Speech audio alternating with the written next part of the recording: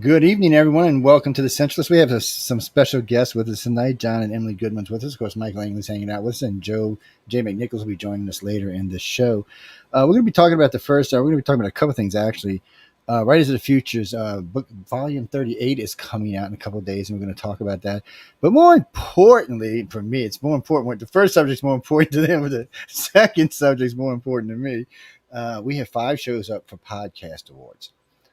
July 1st, you can start voting. So look, you know the routine from last year. It's going to be vote, vote, vote, vote, vote, vote. It's nonstop. Okay. And I know I was getting emails last year. Stop it, Joey. Stop. No, it's until I know I've won. I want these other guys to win too. I want to win, people. Look, just get your ass over there and vote. It's going to be nonstop. You'll start hearing promos here running in a couple of days. They'll be running all the time on all the shows. It'll be required for all the shows to run them. And they'll all be running the promo, so you'll be hearing us nonstop. And John will come join us a couple times more before we actually get to the finish line and go vote. I mean, they're going to be on the other 2 shows, so it's a different audience for each show you listen to me on. Like, this is a totally different audience than UFO Undercover or Science and Beyond. So check us out. For some reason, this show got left out last year for us doing these kind of shows on it. So go vote. Just go. So you get the 5 shows that we're specifically be promoting here. We got obviously the Writers and Illustrators of the Future podcast. That's in the categories of drama and art. And then, well, obviously the Centralists, politics and news. And Joe's dancing over there. UFO Undercover. We'll figure out what the category is before. Yes, sooner or later. Yes. And then that would be helpful. Yes. And then the Outer Realm in the category of society culture. Mm-hmm. And then Chasing Prophecy radio Chasing program? Prophecy made it again. Yes, and that's in this category society and cultures. Yeah, so that means Michael's up for an award with me this year. Oh my God, I'm gonna be able to share it if I win. I have to share it with Michael. Damn it! No, it's my award. It's mine. It's mine. All the shows placed well last year. I mean, they all did good. I mean, everything I could see and from what we could tell, everybody was hanging in there. There was no big runaways. It's just, and a couple of shows, I mean, I went and looked at all the shows that won, and there were 2 or 3, like the science show, they beat everybody hands down. I hate to say that because I have better guests than they do, but they really had a professionally well done show. So they deserve it. Some of the other ones sitting on their bed and stuff, I got issues with that, but we're just going to leave that alone. But still, guys, go vote. Every show he just mentioned is good. And I heard they may be a late entry coming up. I'm not going to mention it tonight until I know for sure. But somebody told me today they might be sponsoring another show. So when I know that, I'll let everybody know. But still, go vote. This is the People's Choice Podcast Awards. So it's People's Choice. That's how you Google that and you'll find it. And you need to register in order to be able to vote. But voting opens up on July 1. Yeah, all the links will come up on our websites and on our Facebook pages. You'll start seeing them probably over the weekend, and they'll just run up until. Well, they'll be up there until the podcast is over. Yeah, but you got to go vote. All these promos too. I'm going to be recording them so that we can have them. We'll do individual ones for each show, as well as one overall one for all 5 shows. Is one promo as well. Yeah, because I'm just waiting to see how it goes this year. I mean, there's going to be some good competition, and I know though 2 of the shows or 3 shows they got submitted. Technically, they got submitted twice because they got submitted for their category, but they got submitted for best podcaster, in general best podcaster. I think 3 or 4. It was either 3 or 4. I got to go double check, but because it let me do both, I could do. We have a regular category. I put it in because they had a new category about podcasting that I slipped. I know 2 of the shows went into it. Hello, well, speaking of, hello, Amelia. How you doing?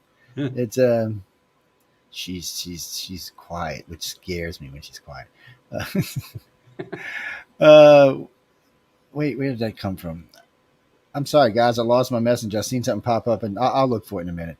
But guys, I mean, you got to get out there and vote. These new categories that kind of absorbed. Mm-hmm. Yeah, they did change some stuff around, and so you're gonna have to get out there and dig around and see. But if you think that we should be in a different category or in another category, write to me and tell me. I seen that damn Canadian love symbol. Yeah. Amelia and I have an own conversation over here. Oh no, man, a little sign language going on up in here. Man, I gotta watch it. No, indeed not. Nobody wants to live with pink shorts. Let's just leave this alone, man. He's scarier than you know who. Shh, no politics, people. Bad. It's But I want to see everybody in there go into categories. If, like I said, if you see something that looks like we should be in it or something you think we missed, let me know. If it's something I agree with, I'll get us in another category. Or if you want to sponsor something, you can do that too. They cost money to move them around. So if you want to sponsor something, that's fine. And you can write to any of us, or you can pop over to the iCar website and make a donation. Just write in for what it's for. Yes, it doesn't matter either way. But more importantly, go vote. Yeah. And if you can, register like 15 times and vote. Yeah. I didn't say that we right. spent a lot of time making these shows, and so it's a good recognition, and it really helps to get the even broader acceptances and recognition for these shows. We've got with Writers of the Future. I know, there we go. That's the one that's just releasing right now. We've got some great guests on there. Just we've got some of the biggest New York Times bestselling authors as guests right now. I've got the head of Publishers Weekly coming on this coming week. I've had editors and publishers of other magazines and publishing houses. And the whole idea is to help the aspiring writer and artist. And the end product is what you see there that Joe's holding up there. Everyone represents Writers of the Future. This is year 38 that was published right there in that book. And we're 3/4 of the way through volume 39 already, getting ready to come out with that next April. But it's, and there's... Agatha's Monster. Yeah, that's the black and white version. The color's in the front, but that's from that's the number one. He was the gold award winner of the illustrator contest there. Lane. I'm getting tangled up for some reason here. I mean, there's just great artwork all throughout this. Tenzin, he's a high school student. He won the contest, and that's his art there. Yeah, there's just a lot of good stuff in it. And I know somebody noticed this is the book that I had last time. Yes, because this has got autographs. You're not getting this one. Somebody already got the other one. They sent me a case of books, which I don't know if it went out to the library. I'm not going to find out and see. But so that one's already gone. And there's one more. And I don't know what I'm doing with that. And then there's this one that you're never getting your fingers on. See, technically, this one's different. It's autographed from the signing of that night when they did the signing. But then at the gala, I had this one signed again. So it's got double signatures in it. And it's just the way they wrote them different ways in different places. It's really cool. It's unique. Nobody's got one but JoJo Man. Did you already give the other one away? Yeah, the other one I got one left, and I gave the other one away, and she sent me a case. What was it? 34 through 37 or 32. Yeah. Anyway, I think it was 5, and then that one went to a library, and we had 3 cases come in all together. That's great. So one's going to the local library in Harrison County. One's going to a school. I think they wanted to go to school in Gulfport. It's in a kind of rough neighborhood, and then there's one that's going into Biloxi. Nice. So that's 3 cases going out. So what is that? How many stories is that? 50, 60 stories? Yeah. It's no, guys, they're anthologies. There's 12 per book. Actually, there's more information than just that in there, but you should go check them out. There's a lot to read. And yes, I'll be giving them out all the way until Christmas. Until that, we gave away a lot of books last year, people. I mean, if I'd have been selling them books, I might have took this year off. That's how many books we gave away last year. I'm just being honest about it. But when's it coming out? It's 28th. Just a couple days. Tuesday. Yeah, 4 days. Tuesday is the official release. The ebook was on an exclusive on Amazon, but the actual paperback book, the one that you're holding, that one comes out on the 28th, this coming Tuesday. So, man, how do you get these in a hardcover? We don't have them hardcover. We just have that one here like that. Oh man, I got this thing for hardcover books. I don't know. It's a weird thing. What can I tell you? No, it's a thing, people. Totally legitimate. We got Jay just signed in here. Hey, Jay. Yeah, that's Jay McNichols. Jay, that's John and Emily. They're from Writers of the Future. He's the big boss out there, and Emily's the real big boss. But we're not saying that to anybody can hear it. No, I'm just teasing. They work their asses off. I'm not gonna lie. When I'm out there, it's just this time I was out a little earlier, so I actually got to see Emily for a day or two. But after that, she was like the phantom. Which yeah. I got to send y'all those pictures. I got some really good ones of y'all running around. I gave John the best one I had of him already, but yeah, it's I said, here you go. Here's your new profile pic, bud. You're looking good. It's but everybody was a lot of fun this year too. It's always a lot of work, but everybody's a lot of fun. I still haven't got through torturing your staff yet, but I'm getting You'll get slowly but surely. I'm getting there. You're doing great getting all the winners and judges though, because we have But we had winners representing 10 different countries this year. Yes. That was just amazing. We never had that many countries represented from the contest. Since you gave me Carmen to help me out, he's been doing. I've been having him doing all the judges that were there this year, which I think we're at least we're 6. I think we got 2 left if I remember right. I think we got 3 and 3, 3 on the writers and 3 on the illustrators, and then we've had Zane was just on last Wednesday. We've done the 2 big winners, and then I think now we've got like 4 of the quarterly winners left to do. So, and some of these interviews are double interviews because they did interviews with me while I was in LA, but it's just a lot of interviews. So what I decided to do is I'm just going to make one interview page. I'm just going to make an extra page on our website and connect it to our Facebook pages. That way it's all these interviews plus all the ones we did there. Because I am still sorting somehow or another between Jason, Leva, and myself. I ended up with like 4,000 pictures. Wow. But don't get me wrong, there's a lot of good ones. Poor Jody, I must have got 50, 60 pictures of Jody shoot. Just I guess when her and Tim were out there strutting around, I just got a lot of good pictures. Yeah. And by the way, she was a lot of fun. I didn't know what to expect from her. I mean, I had a lot of fun watching her and Tim. I thought they had good chemistry, and but I didn't know what to expect from her in her interview. That kind of surprised me. She's so smart, and she so likes working with writers, helping us. Oh, we talked about all kind of stuff too. You know how I am. We were all over the place. Yeah. But and then I mean, I'm not kidding you. It was really like let's learn how to write tonight. I mean, I felt like it was like a course or something. And they were just picking her brain all night long and asking all kind of questions. I was like, well, that's fine. Just pick away, people. That's what we're here for. Yeah. But that's also why we have the Writers of the Future online workshop as well. We did it for that exact purpose, which you've I don't know if you've actually finished it or not, but you've been. Oh yes. Speaking of that, not to be rude and cut you off. Speaking of that, I see that you have to finish it to see the Orson Scott Card. Yes, that's right. Now come on, now can't I get like a special press pass here or something? Otherwise, you can ask like silly questions that are already covered in the course.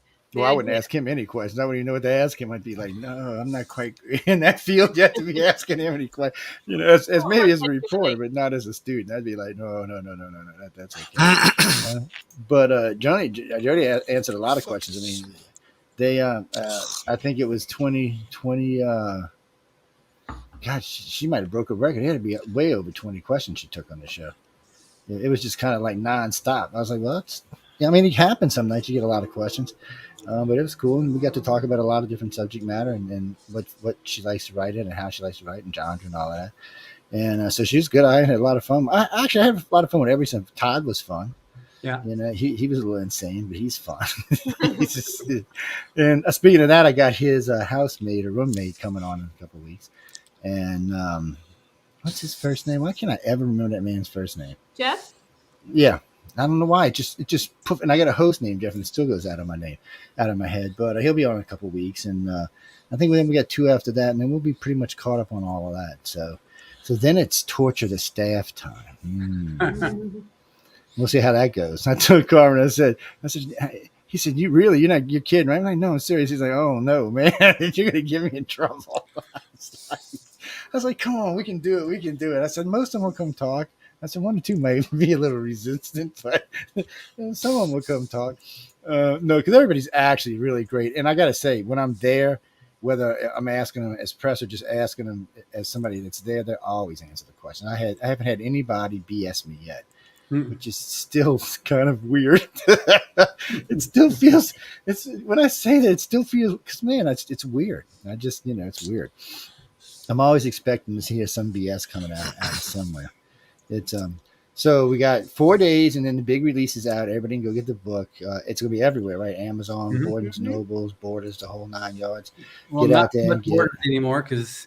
Oh, that's right. Sorry, people. Books A Million. Yes, they're history now, but Books A Million, Barnes and Noble, and indies all over the place. And they're circulating in Canada as well. And then they can just buy them directly from galaxypress.com too. Absolutely. Yeah, so, absolutely. I would prefer y'all buy them there, but anyway, you can get it. That's fine. I know some of y'all are just Amazon junkies and have to get your Amazon. But if anybody's a fan of science fiction and fantasy, these are the stories. These are the authors who the big names in science fiction and fantasy have selected as the top new names in science fiction and fantasy for the future. So, if you got somebody like Orson Scott Card, author of Ender's Game, Kevin Anderson, who's written a lot of in the Dune universe following Frank Herbert. He used to be a judge, and now his son, Brian Herbert, writes with Kevin. We got Todd McCaffrey, who followed in the footsteps of his mom, Anne McCaffrey, who was a judge. Yes, Todd's great. Yeah, and there's so many amazing voices for the genre, both in science fiction, writing, and art. You've had Larry Elmore on before. He's the creative genius behind all the artwork of Dungeons and Dragons and Dragonlance. Yes. That's him. So he's one of the instructors. Y'all making me bend up my book here, people. It's I'm gonna show y'all someone in a few minutes, but it's there's a lot of great stuff in it, and it's interesting. And I always get to meet all these people, which is great. There's a lot of talented people there. Mm-hmm. Some are very, very outgoing. Some are very kind of scary. But I was talking with just about Jody. I said, man, pulling an interview out them damn illustrators is like pulling teeth, man. They just don't want to talk. I mean, I'm not kidding you. My longest interview with any illustrator was 30 minutes. The average was like 18. Yeah, now, they communicate with their art. Yeah, well, my shortest with the author was 55. Some of them ran, like when Lazar and we did, I think, an hour 40 minutes. There's a couple of them like that. Like when the year before we did, when Luke and I did, I think it was like an hour 40, hour 50 minutes. So some of them run real long, but all the authors just talk. They just, okay, we're ready. Let's just chat. The illustrators, not so much. But I noticed when you become judges, that changes. Yeah. When they become famous, it changes. Tom and Echo. Oh, Tom and Echo can talk, yes. And what Tom, Echo, and Larry had on at one time, they were great. That was a great interview. That was funny as hell. Yeah. And people, you'd have to go. You'd have to look at the names. Everybody I just mentioned is famous. They all have excellent professional careers. They all have fabulous artwork. We did Echo's Sexy Collection a couple of weeks back, so y'all should go check it out. Woman has talent. What can I tell you? All of them have talent. So far, everybody I've met has been exactly what they said they are. You gotta understand, people. I know y'all hear me say this a lot, but when John approached me with this a few years back, I was like, What? I'm still waiting. I'm telling y'all, they are so nice over at Author Services. I'm waiting for like Frankenstein to come out of the closet and just drag my ass off or something. I'm telling y'all don't understand, man. It's freaking me out. It's they're just everybody's fabulous over there. It's rare you get to meet that many people, and you gotta understand, it's like the whirlwind going on when I'm there. This is probably not their normal days, and they're just all like, like, but to get angry as chicks, especially Joni. I don't know how Joni does it. That woman never stops.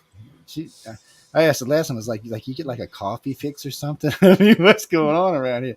When we were having dinner the second, I was like, Joni, sit down. Joni, sit down. Joni, sit down. She's like, I'm okay. They work their asses off, people. Well, I know we had a lot of questions come in about this on Wednesday night. And I'll have to say it again. Only way you can go is if you win. Yeah. Yes, I'm sorry. Because a couple of people said, well, can't I just buy a ticket and come off the street? I'm like, I don't think that's going to work, man. Jody just started laughing. I was like, no, it doesn't work that way. No.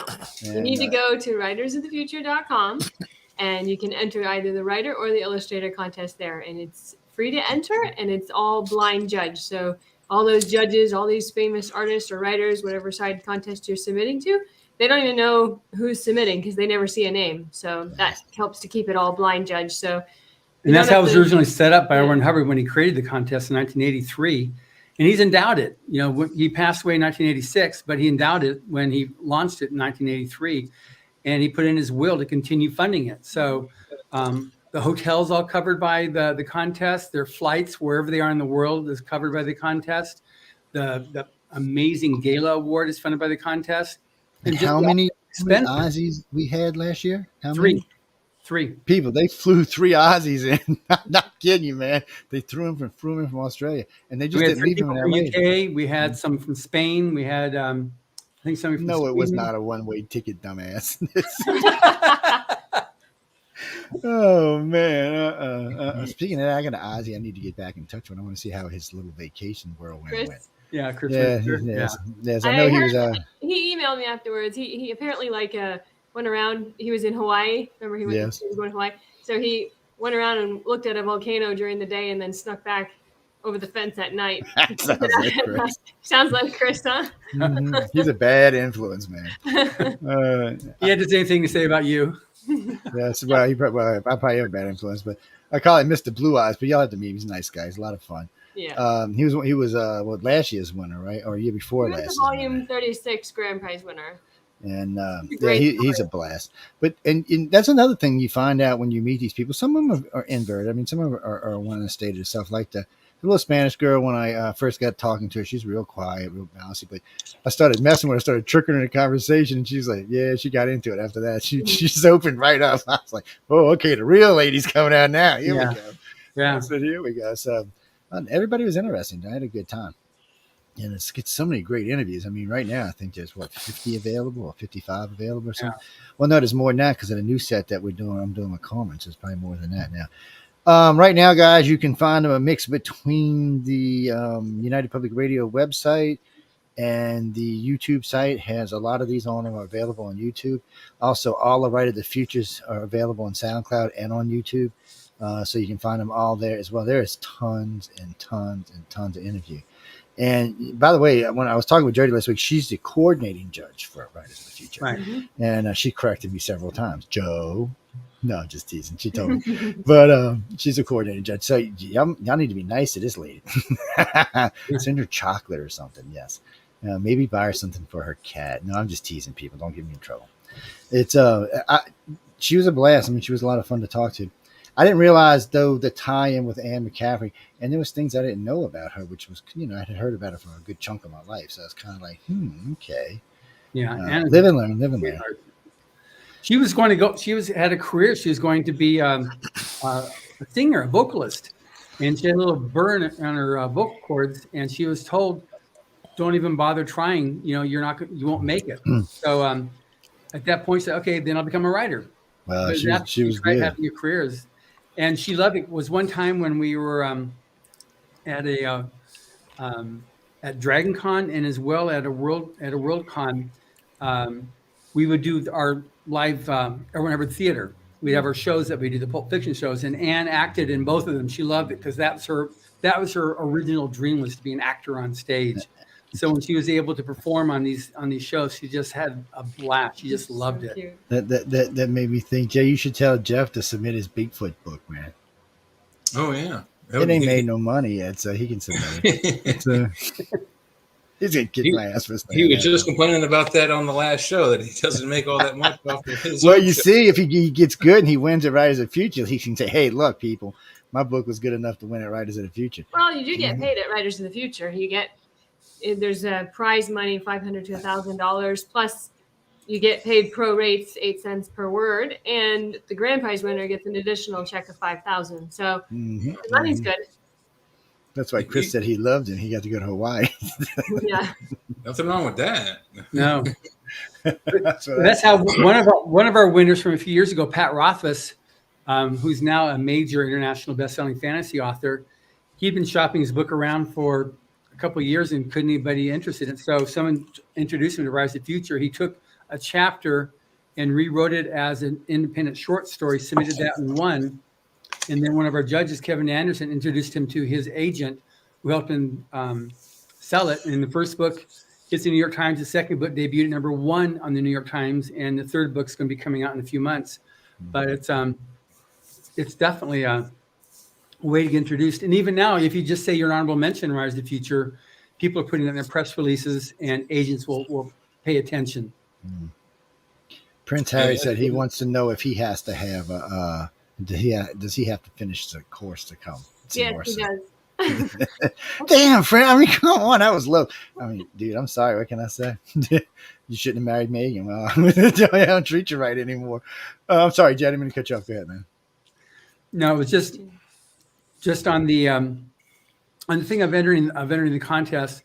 It is something that anybody can do. And the current quarter that we've got is over the end of this month. And then the next quarter starts, but it's one of the things that a lot of writers, especially the established writers, got out of the contest is that they learned how to make a deadline. You can write to a deadline on that and make that work. Kevin Anderson did that, and he said that's one of the main things he got out of the course, out of entering the contest. He learned how to write to deadlines, And, you'd be surprised at some of the people, if you're a fan of science fiction and fantasy, who got their start, or at least that first recognition from the contest, Rise of the Future. I was amazed. When I originally met Brandon Sanders, he said, "Yeah, I was an honorable mention," and he was about ready to quit writing. And he's the guy that just recently had that $42 million GoFundMe. Yeah, we talked a little bit about him. Yeah, on Wednesday. But Stephen King's son, he said, "Yeah, I was an honorable mention in Riders of the Future." So we've had just a lot of people that use that as a means to be able to break in. Yeah. Matter of fact, I was griping at my son just today about that. I said, "When are you going to submit your book, buddy?" You do that. I'm like, "Dad, submit it." I was like, "Well, let me read it." It's like, "He'll submit it if I let you read it." He's right, tell what. But still, the kid's got way more talent than I do. I don't know why he doesn't. I said, maybe I should just write all this down and then you can just make it into a book for me. There we go. So Joe Montaldo, who would know the difference? I'm just older. Same damn name.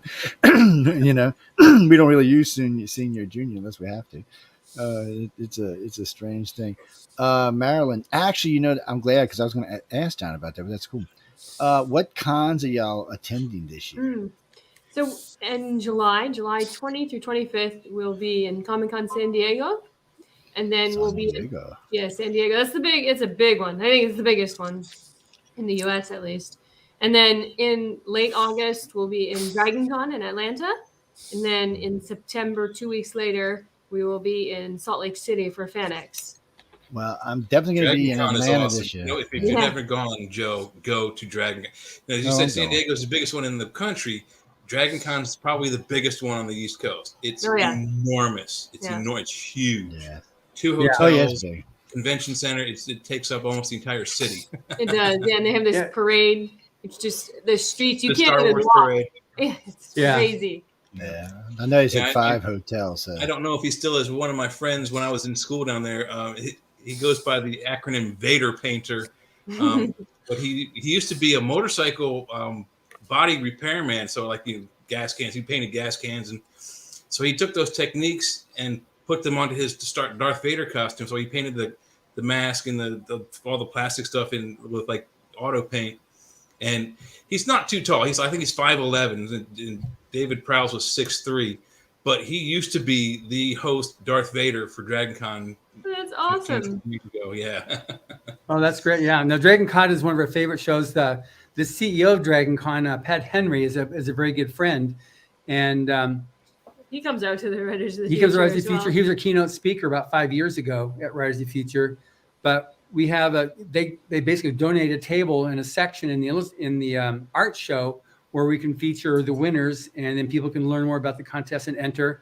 And then we have a panel for the illustrator contest. We have a panel for the writer contest.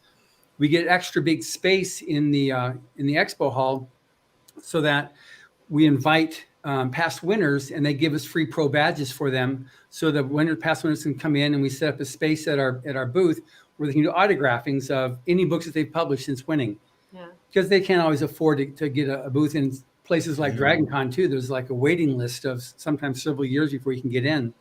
So we provide that to all of our winners. If you're not special like these two, you actually have to fill out an application to get a booth. You can't just go, let me give you some money, people. No, it don't even work like that.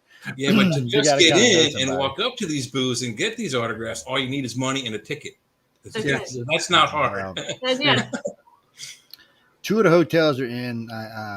One of the managers is a friend of mine. The other one my sister works for. So I'm getting in for free. You bet your ass on it.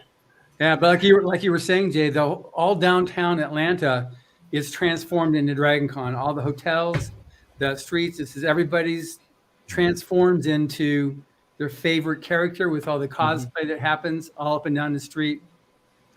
And it's just, don't even bother trying driving. It's just what would normally be a 3-minute drive is going to be half an hour. Park it and walk. The few times I went there, I was living in Savannah at the time. I just drove up from Savannah, got to the hotel, parked my car in the hotel's garage, and it didn't leave for the whole weekend. But back then, it was only 3 days, Friday, Saturday, Sunday. It's now, what is it, Monday or Thursday? It's on to 4 days now. So I think it's Thursday to Sunday or it's Friday to Monday, something like that. It's enormous. And the few times I was there, I got to meet Richard Hatch, who's passed away. He was Yeah. played Captain Apollo on Battlestar Galactica, and I was one of the few, like 3 or 4 people that had the actual correct costume on for the TV show. And he asked me and 3 other guys to escort him by laser blaster up to his lecture stand, which was very fun. Oh, Lord. But I met most of the cast. I met the guy who played Boomer, the guy who played BJ, or BoJ rather, and all such very nice people. And I did UFO research on the show that I'm on prior to Joe's show, and I was lucky to happen to get The Church of Mavis people. Read that. It's Don Schmidt's book on the Roswell UFO crash. It's a timeline that he's just all his notes from his years of research and writing books on it. So the Dragon Con is, whether you want to go there to purchase marijuana equipment, starships, leather bondage gear, or costumes, they have everything. It really is. The first time I went there, I walked into the dealer's room and I saw all this bondage and leather gear. And I was like, my God, I'm not going to this place. And then I turned the corner, and then there's a booth selling, marijuana. And where y'all been hanging out at, John? Whoa. Jay, when were you there? What's the address of this? When were you there last? When Ed was. The last was probably 96 or 98. Yeah, okay. There's a guy named Ed Kramer that was in there, and he was that influence on it. They got rid of him. It's a family event now. It's a family event now. Family event. That's like, Yeah, probably got some everybody kids back listen, rooms that somewhere. is not Dragon Con That's anymore. not Dragon Listen. Con. Yeah, the first time I went there, I was shocked. So I wanted to go buy like a Starship. I wanted to buy a Starship Enterprise Yeah, or so something. you can do that. Star That Wars, you can do now. which you can do, but Yeah, Yeah. but now That's- that's what the other stuff you're talking about. It's not there anymore. So, That's- That's Burning Man. it was a literal shock. It really was. There's some Burning Man going on there. I miss everything. This people. Come on, I live in New Orleans. Why y'all tell me this? Man, Atlanta's right Joe, up the people street. write about all kinds of stuff. You know what I mean? Top to bottom. I'm just look, as much as I'm on the radio, somebody say, "Hey, Joe, what? Come down here. We can watch these people." Never mind. We're not even going to go there. I was an entertainment writer for several years, man, on Long Island, and we wrote about all kinds of stuff. I bet y'all did We too. wrote about people writing about all kinds of stuff. So, Yeah. you got to tell, it's a story. You got to tell the story, man. Janine, that's Church of Mavis. Jay's talking about Jeffrey Pritchett. He hosts the show before us. Yes, Jeffrey is different. How's that? Jeffrey just told a great story. Jeffrey is different. I'm just trying to help everybody understand. I love Jeff. Jeff's been hosting with me for a long time. He's been here for more than 10 years. I think his show's been on your network 14, and I've been for going on 8. Yeah.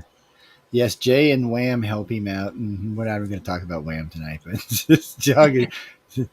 No, I can't tell you her real name. She'll hurt me, but still, she's in New York. I got to be careful, man. She might hang out there where Michael lives and stuff. I don't know.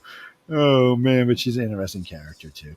I know, guys, we got about 15, 20 minutes. If y'all got any questions coming in, you got to get in. And don't forget to vote. I do. I have a good question for you guys. And my favorite author is the science fiction fantasy is David Eddings. And you got to give props to him. I loved his fantastic stuff. Yeah. Why hasn't anyone done his books in a movie? They are, especially the Belgariad and Mallorean series, they're so Tolkien-esque and so well done. Why aren't they on TV? Why aren't they streaming somewhere? Why aren't they a movie? Start it. Movies of the future, actors of the future, man. I mean, you got to transition. You got writing goes into movies. Yeah, we get that. We get all that. Do children's contests. Do video games of the future. Do movies of the future. We get thousands of entries every quarter, so we're happy with what we've got right now on this thing here. The Belgariad was one of my favorite series, and one thing I don't know, and this is just shooting from the hip on this thing, is if I don't know who's controlling his IP, so I don't know where the intellectual property stands right now. I know some you think like, oh, this would be amazing, but you find out it's in the family, like what happened with all the Frazetta stuff. So much infighting of the family, like. They couldn't do anything. Couldn't go on for several years. So there might be things with that going on there. And then, but even some of these things that you see right now coming out, like with Dune, that was going on for 10 years before they finally, got it going there. I've recently been interviewing other authors, and they've been, it's been 10 years, until the book finally gets through all the processes for them to finally say, okay, good, we're, it's green lighted now. There's a lot of optioning that goes on. And then, whatever the Hollywood think is, they have to go through that process. It goes a little bit fast now because you've got the Netflix and you got the Disney and you have all those TV movies that are happening right now that it's opened that up a bit. That would be awesome to see the Bulgariad. That was so amazing. Sometimes it just doesn't have somebody to offer. Well, Yeah, I mean, you'd have to be a student, a study of the 10 books. I mean, for Dune, I know the book pretty well, and it went through development hell in the 70s with Jodorowsky, and then David Lynch, and then Sci-Fi did 2 miniseries, and then we got this new one, which I like. The special effects are fantastic. It's a little different from the book, but the special effects are really good. But I think for the David Eddings series, even just to do the first 5 of the 10-book series, Belgariad and Mallorean series, you'd have to sign on all your actors for 10 movies. You'd have to start like 2-year process of pre-production just to get the first 5 done. So it's a big project, but it has to be done right. It doesn't, and that's what you've got like right now with what was it one series we started watching? Wheel of Time? The Wheel of Time. I love that series. I was there at the Book Expo American Bookseller Association when I got the first galleys. I was this and I read it and I was just like, oh my gosh. It took a dozen years to finally make it there. And it's but it's not true to the story, You got the name character names, but that's about it. Sorry, guys. Somebody was asking me what that was. That is the. Are you familiar with Michael Crichton's book, the time travel book? I forget the name of it. It just slipped my head. Where the professor and his son go back in time into warring France. No, I haven't read that one. I've read several of it, but not that one. Fantastic book, great book. I actually listened to it on audiobook, read by David Ogden Stiers from MASH. Great story. They rushed it through Hollywood and they missed like 3 of the 4 subplots, and it was not the book. It was terrible. Yeah, that can happen. Yeah, unfortunately. We've experienced that as well. I mean, even Foundation didn't do that. Yeah, Foundation, yeah. I didn't even. Even Elon Musk even said, I wanted to like it. I wanted to like it, Yeah. But anyway, as we were saying there, Joe, about all this Writers of the Future. Hey, look, Jody and I had a conversation about why we got all these 5 billion books and so many crappy movies and television shows. I mean, really. Because Hollywood forgot how to read. That's why. It's like, let me read this book. Okay, I'm done. Let's write it. Wait. Well, you don't even know what's in it. Well, you can't be as explicit as you can in a book in a movie, man. That's why movies, like when they make a movie from a book, it's terrible. It's always terrible. Yeah, I don't think there's one that's good. Because when you I disagree. Read, your imagination takes over. You get into the characters. Okay. There's one book, Mike, and I don't want to hear about your SNL stories. Not a good example, but one book that Hollywood did improve, and that's Jaws, the book written by Peter Benchley. In the end of the book, what happens is the boat sinks and drags the shark underwater, and he drowns.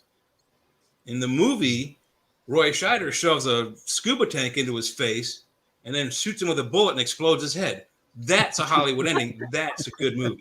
It's sensationalistic. We're talking about a fish that chase people down. And being from Long Island, I know all about that. You know what I mean? lots of them.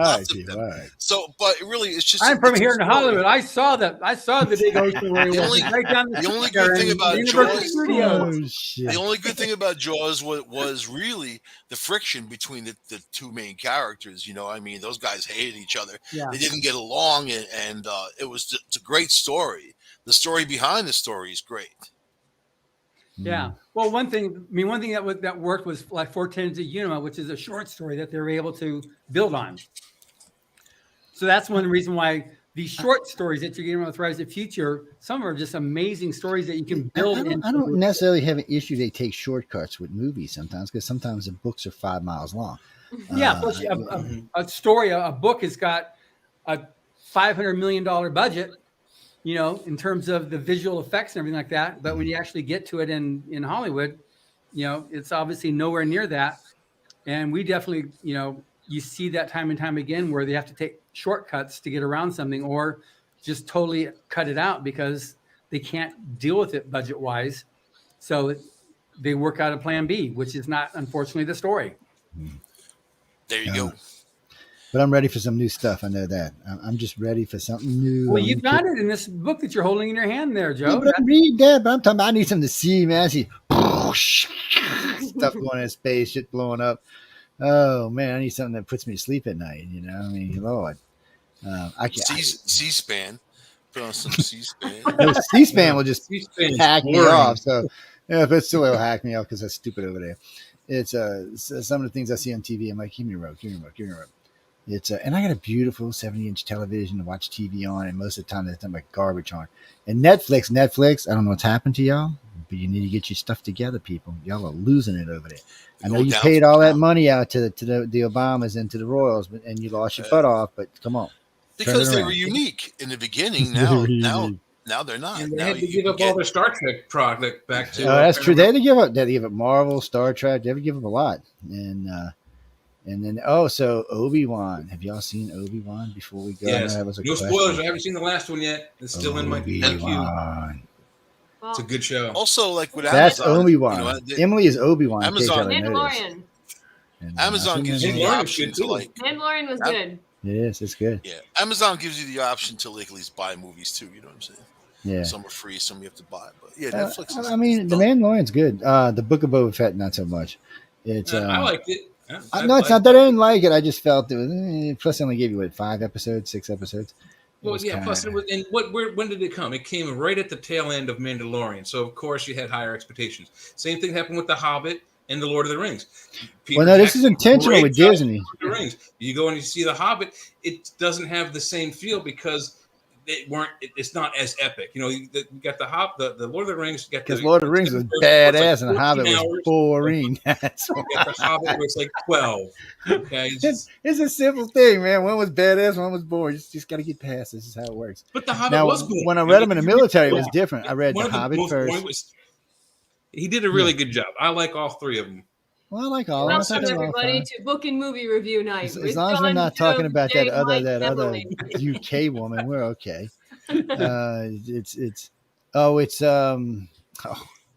John, what's the damn name of the website for the to go vote? It's podcasters.com, podcastsaward.com.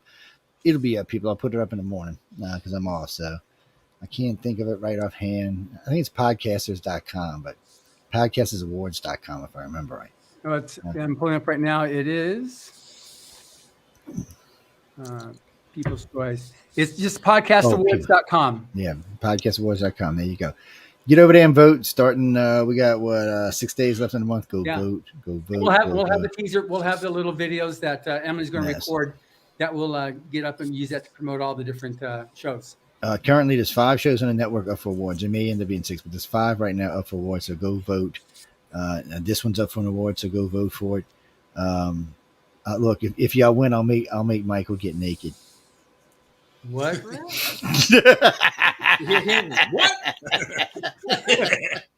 Joe's got some stuff on his mind. Oh man, it was too good. I gotta want money for that one. Anyway, Jimmy, what was it?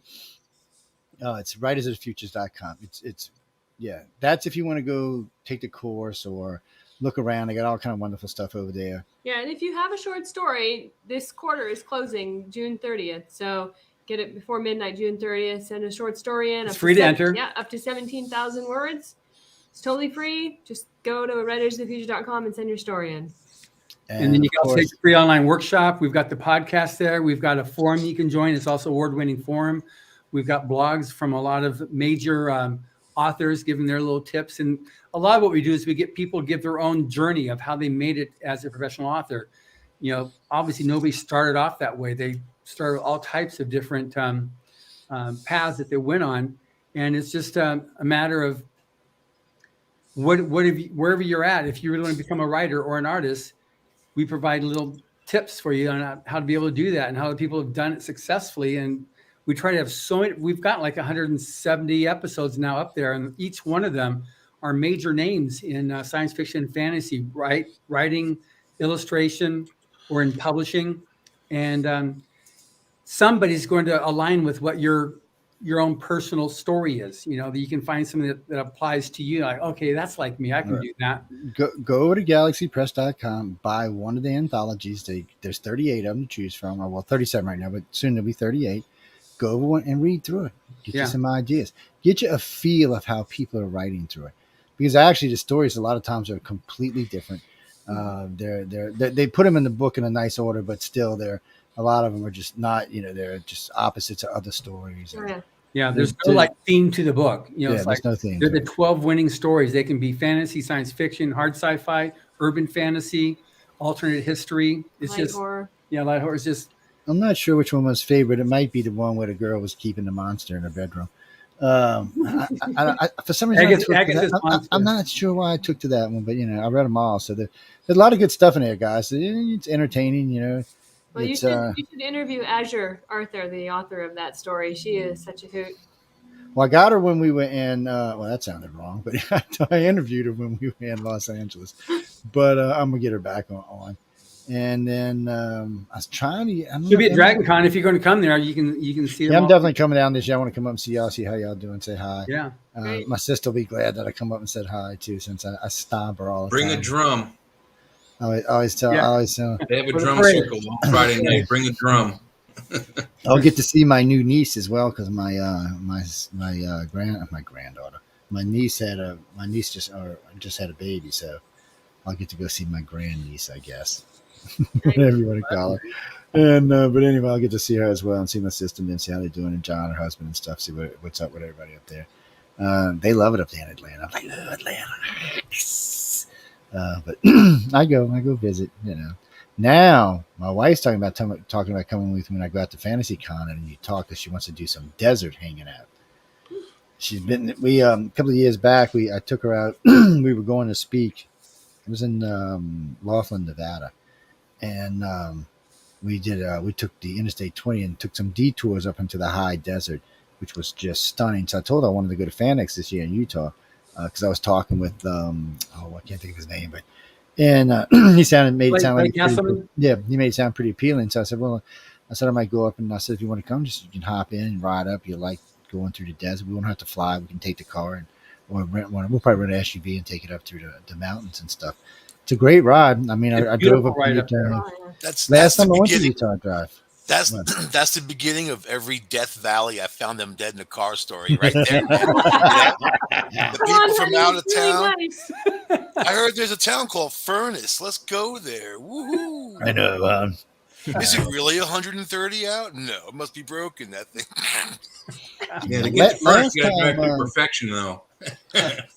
Last time I drove up, I went up to go speak in Utah. We drove through a couple of Indian reservations, drove through the mountains in Colorado. We were all over the place, and got stopped by some local Mounties in Texas because I had New York plates on my car. And he's like, "Oh, what you doing down here, boy? You got some marijuana up in that car?" I'm like, "What are you talking about?" He said, "You New Yorkers?" I said, "Well, give me my driver's license." "Oh, you from Louisiana?" That's a attitude change. Yeah. I was like, Don't judge book by its cover, right? He said, what you doing with that New York car? I said, "It's a rental." "Oh, it's a rental." I'm like, "Yeah." "You got a gun?" I said, "Yeah, it's right there." He said, "Can I have it?" I said, "Yeah, you can look at it." He takes it and he holds it like this. I ain't got it in here. So this is my gun. This is how he's carrying it. It's loaded too. I'm like, dude, what an idiot. State trooper. And boy, he's not inspiring confidence at this point. He comes back, "Well, that gun's legal." I'm like, "Yeah, it belongs to me." If he had shot himself with your gun, man, you'd be going down. Yeah, I'd be in prison right now. You'd be in Texas doing a hard time, cleaning up garbage on the side of the road. I was more worried he was going to drop it and shoot some poor stranger by accident. I was like, God, dude, please. Because it was funny. Last time I got stopped by a cop, he asked me if I had a gun. I said, "Yeah." He says, "It's loaded." I said, "No." He said, "Why do you carry the damn thing?" "I'm not kidding you. It's state troop in Louisiana." Why do you got it if it's not loaded?" I'm thinking, so you don't shoot yourself? I was like, what the hell, man? That's what happens when you live in weird southern places, people. Just be prepared when you come to the South. Again, it is so 4 days and 38 will be coming out. Y'all go check it out and see what's going on. You can pre-order right now, though. You can go to Amazon right now while we're talking. You can click on type Amazon.com and search Writers of Future 38, and you can order your copy right now. You can get the ebook immediately, or on the 28th, the book will ship out. I would suggest going to galaxypress.com because there's more stuff that you can look at. Like, not just the anthologies. There's other things over there that y'all can look at. Which I'm still cranky, even though my partner's going to give me the money for my pad. Yes, People's a Horror Story. These two came down in town. They jinxed me, apparently. And they came down in town, and somehow or another, like $4,000 pad just went fooey. And the guy from the rental car company is a friend of mine. I said, dude, it was in your car. I want my pad back. I said, don't maybe call the cops to find out who stole his pad because somebody who works here got it. And he whined and moaned and bitched and griped and whined and moaned. So the other day he calls me and said, is this going to affect our friendship? I said, yeah, if you don't get me a pad, it's going to affect that. So he tells me, well, I'll buy you a new Apple. I said, no. You're not going to Apple and buy me a new Apple pad. He said, damn thing's like $1,800. I said, it's not what you're buying me. I said, I gave him your thing. I said, this is what I want you to replace. He's like, he's still cussing, but he's going to do it. So I don't know if he's going to send me the money. He's going to send me the pad. But I was pissed, man, because I got spoiled to that thing. I was using it a lot. Yeah. I was listening to a lot of there's a lot of stuff in this pad we're talking about. Everything L. Ron Hubbard ever did is on his damn pad. Every fiction story, yeah. Oh yes, and there's lots of stuff to listen to, and you can read it. Just tons of books in there to read, or I should say, ebooks in there. But there's lots of audio in there as well. Matter of fact, I listened to Battlefield Earth off of there. No, Mission Earth wasn't on there. What was Mission Earth? Yeah, it was in there. We get it. Was it? Okay, yeah. Oh, yeah, it was in there. That's right. It was one of the first ones I listened to. Yes, people. That's why I know John. I get little perks here and there, man. I'm telling you guys. Again, though, I know they got to go because we got to get into the news in a little while. But be sure, galaxypress.com. Y'all can go over there, bam, bam, bam. And there's all kind of interesting stuff over there. Where? Wait, what address are you talking about? No, I don't know what you're talking about. No, I'm sorry. I have no idea what address that is. You got writersinthefuture.com. You can go over there. That's where you go take the course. Y'all still got a blog and all over there, right? I haven't been over there. Blog, forum, podcast. Yes. They got a select blog over there if you're really nice to somebody. I'm not going to mention his name, though. So, but matter of fact, I got to tell Carmen, I need to get him back on because this interview got shorted out somewhere along the line one time, like 12 minutes. It was just no audio. We were there. There was just no audio. Wolf Moon. Oh, okay. Yeah, and somehow or another, they got shorted from you.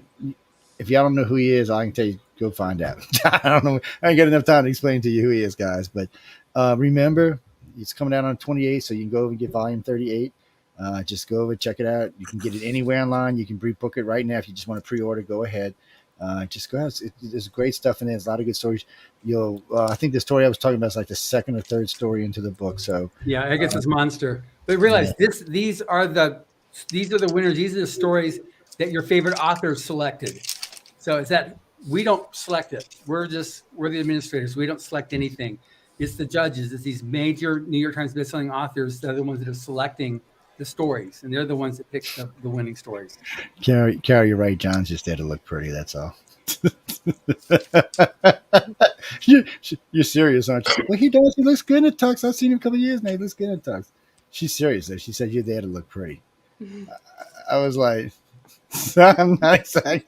Okay, I'm not sure how to end the show on that one, but still, y'all are weird people out there. She's out from LA, by the way, so watch out.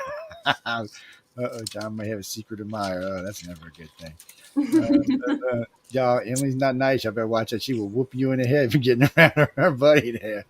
Is that how you want to end the show for me? Yes, I know the truth. I can't help it. I know these Canadians, man. Don't mess with Canadians, man. Especially women. They got the I don't know these Canadians too. You think we don't know about the whooping stick down here? That's in the right. US? In the cage, man. And Joe, take a look here. Amelia's saying she's taking notes, Joe. You got to report me to the manager, Michelle. I got to watch out. That's right. She's Canadian too. And she said she's also interviewing one of our writer winners pretty soon too. I think it's our grand prize winner from a few years ago in Utah. Yes, and she's had other ones on. I know because I know Preston's been on. A few other people have been on besides that. I see him coming in from time to time. Well, they do a lot of authors, just like Church of Mavis does a lot of authors. We probably do on an average year 200 authors a year for the network, maybe more, depending on what shows are going on. But right now, this year is probably about 200 because Jeffrey likes to do authors.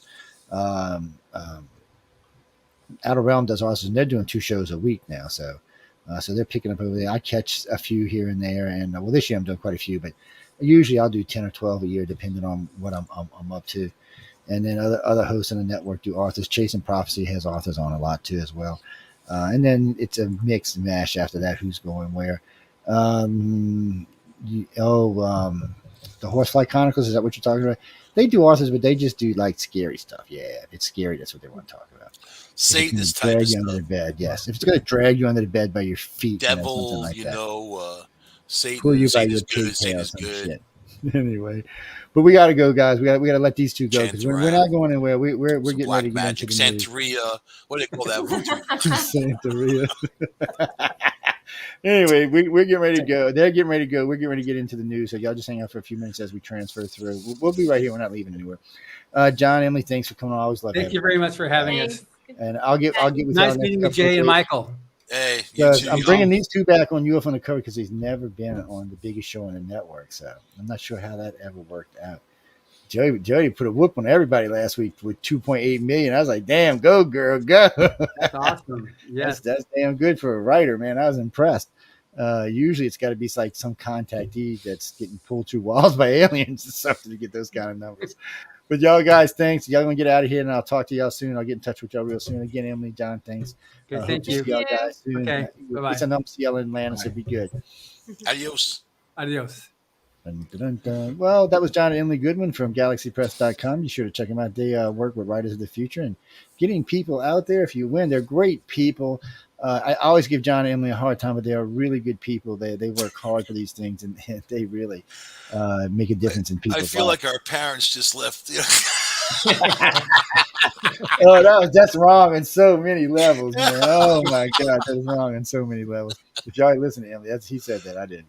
I love them, man, but I feel like now we let our hair down, and kind of be ourselves. So anybody who's coming in right now, we will be doing news and opinions. We'll probably run a little late tonight because we usually do 2 hours of news. So a lot to talk about first. I mean, we'll get into Roe versus Wade in a little bit. Guns in New York. Oh God, we get to talk about that.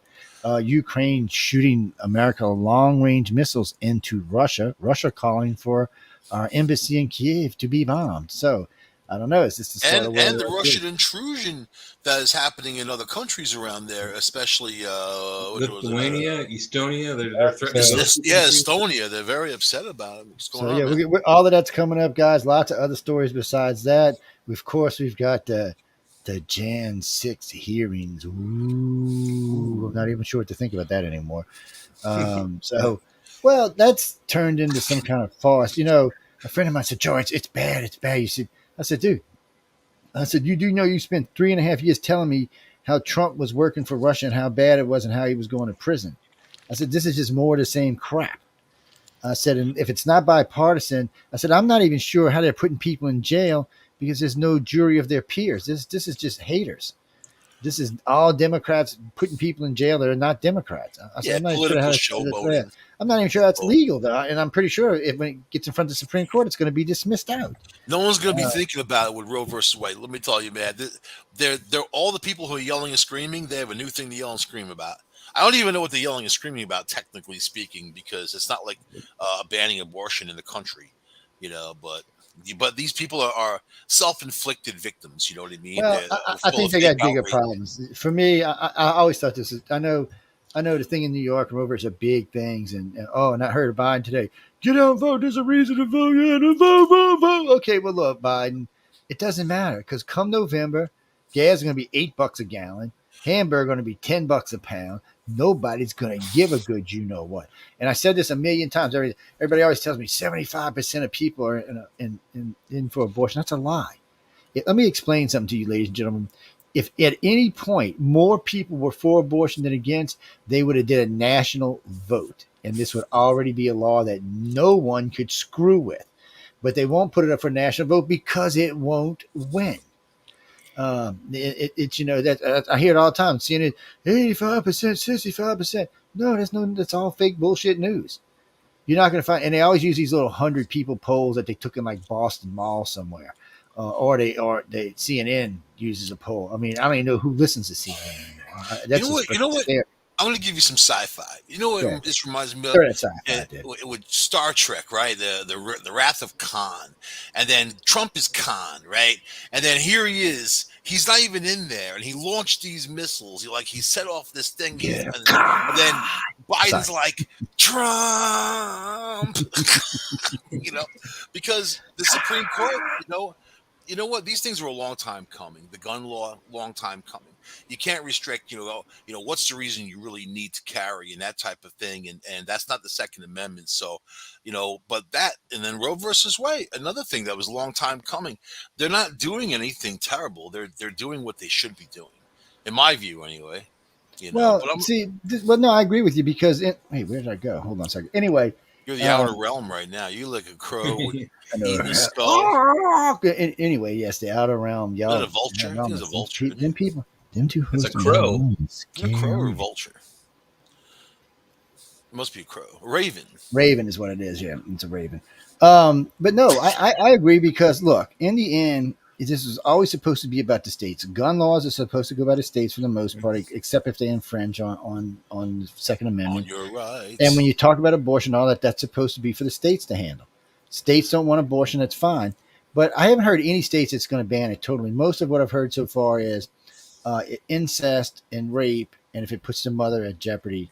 Other than that, no abortion. So that's 13 states that I know are doing that. But they should also put in there if the mother's incapable of caring for the child. If the child's going to grow up in poverty and be hungry and starving. And, no, they put that on the daddy now. There's a lot of things that it's I'm not saying it's a good thing or a bad thing, but it's their body. They should choose. I don't have a. Well, see, I agree. And but this has always been. But you do if it's your kid. So this has always been a problem. It's one of the reasons I work for that group in Cali for advocating for young men's rights. Because right now, if I got somebody pregnant and she wanted to keep the kid, I'm screwed. I got to pay for it. Even if I don't want to marry her, I still got to pay for this baby. I can't say go have an abortion because I don't want the kid. I can't do it, but I still have to pay. So I have no right there. So in the same aspect, if she wants to have an abortion, but I want to keep this kid and raise this kid for the next 40 years of my life, who's wrong here? Yeah, I agree. It's 9 months of her life, but for the next 40 years, it's mine. I'm the one going to be stressing to get the kid. Then you're going I'm back. The one going to be stressing, having heart attacks as I'm raising this kid. So you're going back to the roots of responsibility, and then using birth control and things like that. More controlling your own body, So when they scream, you can't control my body, but they got to be able to control their own body, no matter what. If they don't want the child, I mean, that's a huge issue, man. And then that's the other problem. Who speaks for the fetus? Nobody. Obviously, it has no rights. So because you were ignorant and too lazy to put on a condom or to take a pill, now you want to kill a baby. No, you called J. McNicholas the fetus lawyer. You know what I'm saying? You don't even need a license because there's no such thing. I'm the fetus lawyer. Oh, Lord. Yeah, you're right. They don't have any choice. There's no choice for the unborn. That baby in there. See, I don't think abortion should be outlawed, but I do think men should have more rights in this. Because in the end, I'm the one that's going to pay for the kid if you decide to keep it. And if I want the kid, there should be some kind of recourse. Oh, it's my body. And if I want to kill it, I can. Well, come on now. You're pregnant. If somebody wants to actually take the baby, raise the baby, pay for all the bills, you never have to see the kid again ever. And he's going to go live with his father. And father's going to raise him for the rest of his life. You're hard put to tell me that your body's more important than that. And then let me you're tell you back what. To the roots of family and responsibility. But let me tell you what. The last time I gave a lecture on this, talking about when you look at different communities, you can see who's fragmented and where there's a lot of kids with no fathers. You can see that in a lot of different communities. But let me finish, because when I did this, the first time Stephanie and I did this, and the second time I did a lecture on this. So this is how it went. I'm talking. I said the same exact thing I did here. These women got pissed, and it was mostly women in the room. I said, well, let's stop for a minute, ladies. Let me ask y'all a question. I said, for the moms and the grandmoms or potential moms and grandmoms and great grandmoms in this room, are you okay that they abort your son's baby? And all of them said no. All of them. So all the women who were screaming at me about it's our body turned around and said, oh, hell no, you're not aborting my grandbaby. Bam. That's how fast it changed. Because it becomes different when you make it personal. When abortion is not personal, nobody cares. But when you make it a personal, it's different. So it's a hard thing because 52 million babies. There's no real explanation for why we've killed 52 million babies. How do you can justify that? We might as well be Satan at the rate we're killing babies. 200,000 a year, 150,000 a year, 125,000 a year. I mean, how do you justify those kind of numbers? It's not like, oh, one girl a year is having an abortion. This has become a form of birth control. Yeah, when you hear and we're allowing it. So when you hear some of these women being that. interviewed and they say how many abortions they've had, 5, 12, 6, 15, 20, I mean, you know, it comes down to responsibility. And a friend of mine, she had 3 in Louisiana, which is the maximum you have. You know what she did? She flew out to Cali, had 3 more. And they don't even do it because it's supposed to be bad for the body, but still, these women are using it. So my problem's always been, how do you actually regulate this? How can you be fair to everyone? The woman, the baby, and the father. How can you be fair to everyone? And there's just no way. Not to have abortions, just no way to be fair. There's just no way. Somebody has to be. So what happens is the mom puts herself above the baby and the father. So she's now up above everybody else. That's not how our country works. It's not supposed to work that way. And also, is it healthcare? Should taxpayers foot the? I think taxpayers should foot the bill if it's inside there's a lot system. Of things I think in some places they are. In certain places, the taxpayers are paying for those clinics. Oh yeah, Planned we always pay for. Not paying for everything, but tax money is going into them. And then the one thing you don't ever usually see is they don't usually interview those women who had a negative experience after the abortion. I've never seen any of those interviews. Have you guys? Yeah, and there's lots of. No, I've seen a couple, but they don't want them out because they're horrible. Or when something goes wrong or something like that. Mm-hmm. I remember one lady was telling me, Stephanie and I had interviewed, and she said, "I didn't realize they sucked it out in pieces while it was still alive. It freaked her out. The last I talked to her, she still has nightmares about it. So, but they don't want to talk about that kind of stuff. They don't. There's lots of ways. In case you haven't noticed, ladies and gentlemen, there's lots of ways to abort a baby, and a lot of different ways are used, and none of them seem to be very pleasant to the fetus. Joe, it's like what you said to me the other day, that these pro-choice women, no one wants to get them pregnant to begin with. That's the freaking truth. Who said that? That's true. It's just yeah. That's like I want to know who married Chuck Schumer. That just scares the hell out of me. Makes somebody even do that. It's Well, no, people. These are tough. These are tough things. So what it comes down to is, all right, abortions will never be illegal in the United States. They may be illegal in the heartland and the South, but they will not be out on the East Coast or the West Coast. So there will always be a recourse. Yeah, it will suck if you have to get up in a car and drive or take an airplane or whatever. And now there was a question put to me today, and I don't know how this will work. What happens if your state you live in makes it illegal for you to have an abortion? Meaning that if you leave the state and have one and come back, you could be arrested. Yeah, they can't. I don't think they can. Yeah, they can't do that. They already went over that. As long as you're out of your state, if you follow the laws of the state you're in, you're okay. So yeah, that's what I thought. So, but well, no, I don't think they can come after you for that. And besides, just too many like people you can smoke pot in New York. Anywhere you can smoke a cigarette, you can smoke marijuana, right? But in North Carolina, they're gonna haul you away, man, which is crazy, right? But that's the law. That's just the way it goes. It's by the state by state. Well, actually, to pop a question I seen just come across, it's just tough. It's a tough call when it comes to abortion. Let's talk about the real issue. Is that the crazy extremists are going to use this to do violence? They're going to use this to hurt. They're going to try to. Yeah, they're going to try to hurt one of the judges. It's already starting tonight. I mean, they're already amassing and getting together as many mutants as they can to go out there, and then then it'll attract other people. Let's smash into some stores. So the Democrats need to realize this. Democrats, y'all need to realize this. Whether you like Roe versus Wade or not, if one of your followers hurts a Supreme Court judge, your party is done. They're going to have to put those guys in protective custody, man. It will be over with. The whole country will turn on you. You will become the pariah amongst us. Mike Pence went into the witness protection program. He was actually a manager of Hooters in Chicago for all this time, man. You know what I mean? They were looking for him, but that's where he was. That's the last place you would look for Mike Pence. Yeah, I heard his wife was the chief waitress. She was the chief waitress. She was. That's right. Oh man, cruise ship pilot talks about her UFO encounter. We'll save that for later. Stephanie, it don't matter where you are on the abortion thing. It's done. It's over. So how about this? I'm going to throw this at you.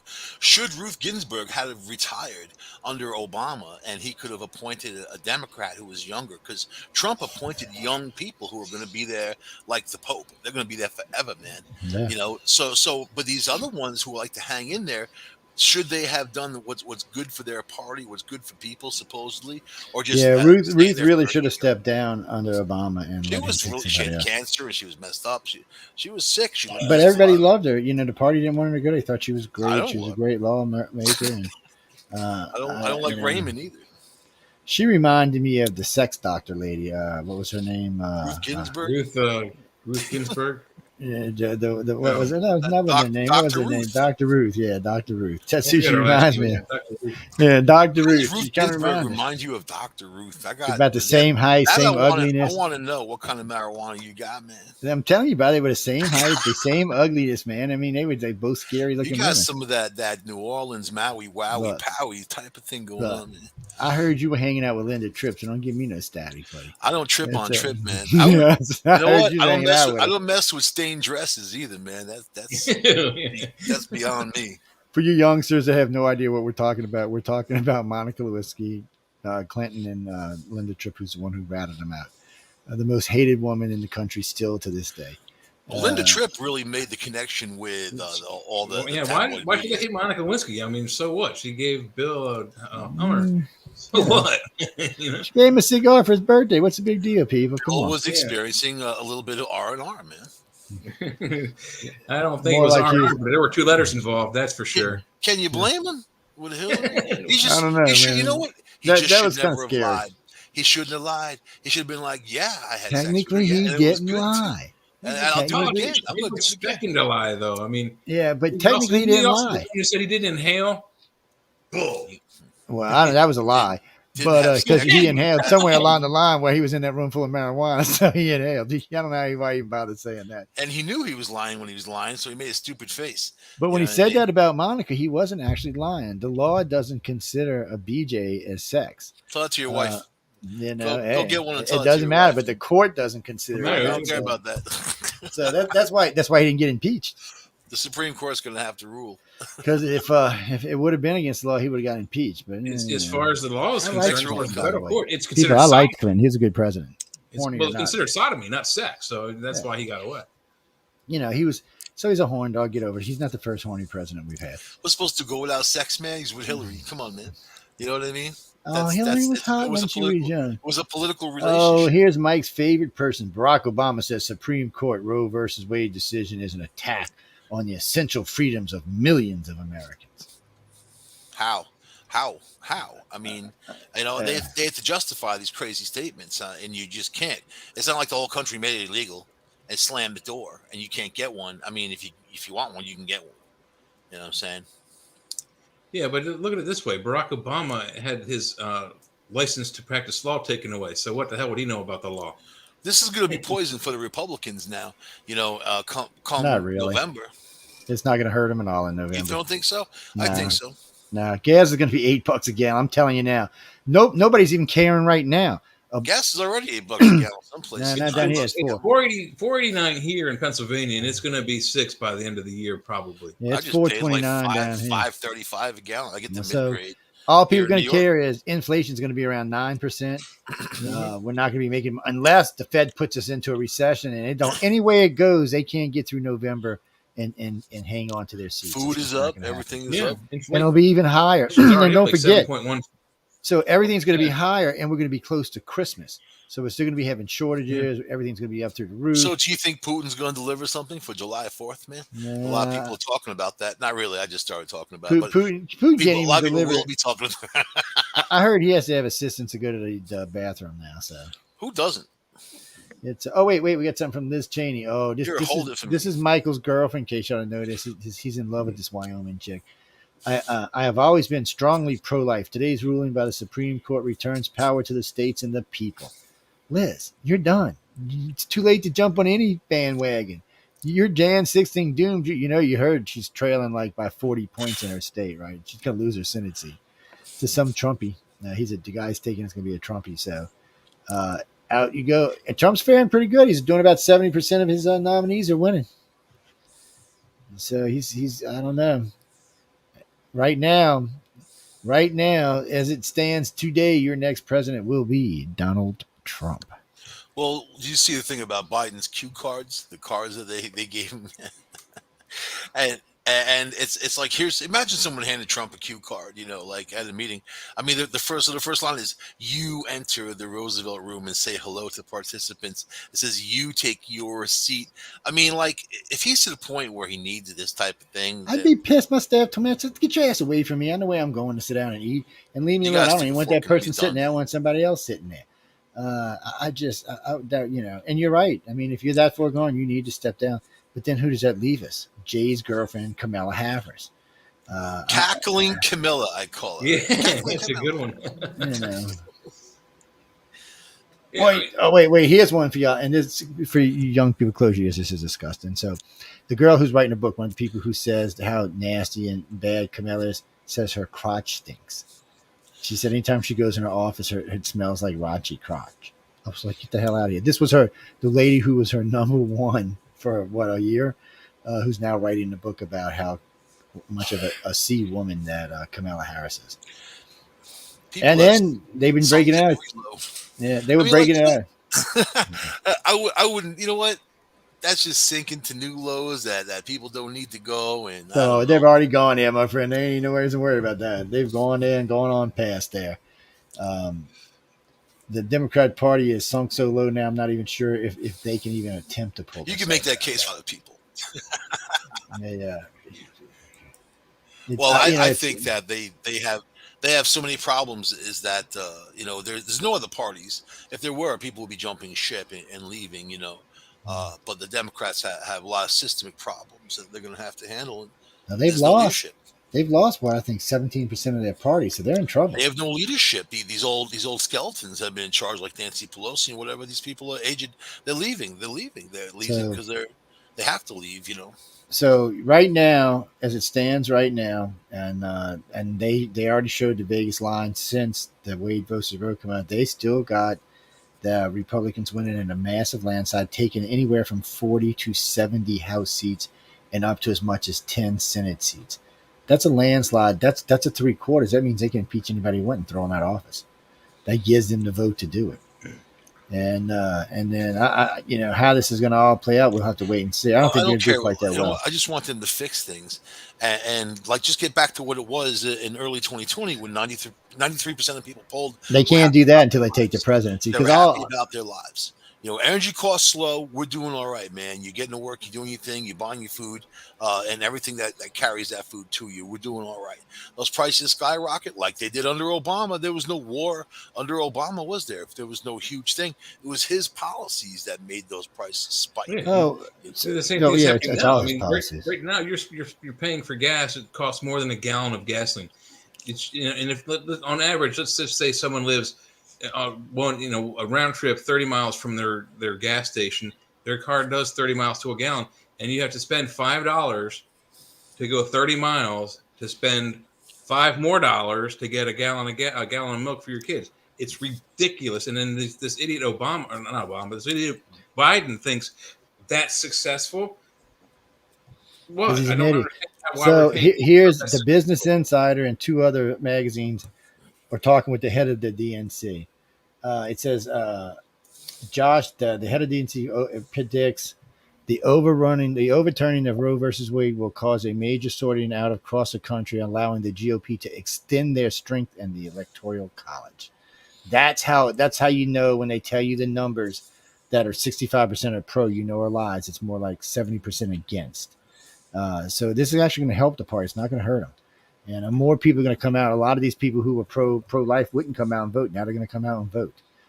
So they're going to see, these abortioners. No, they're not, because they're still going to be pissed at Biden because the economy sucks. So what are you going to do? You're going to vote for Biden and the Democrats because the Republicans got abortions overturned, but you can still get one in your state, or you're going to vote for somebody else because you're paying $8-9 a gallon for gas and $10 a pound for ground meat. Yeah, that's what's going to happen.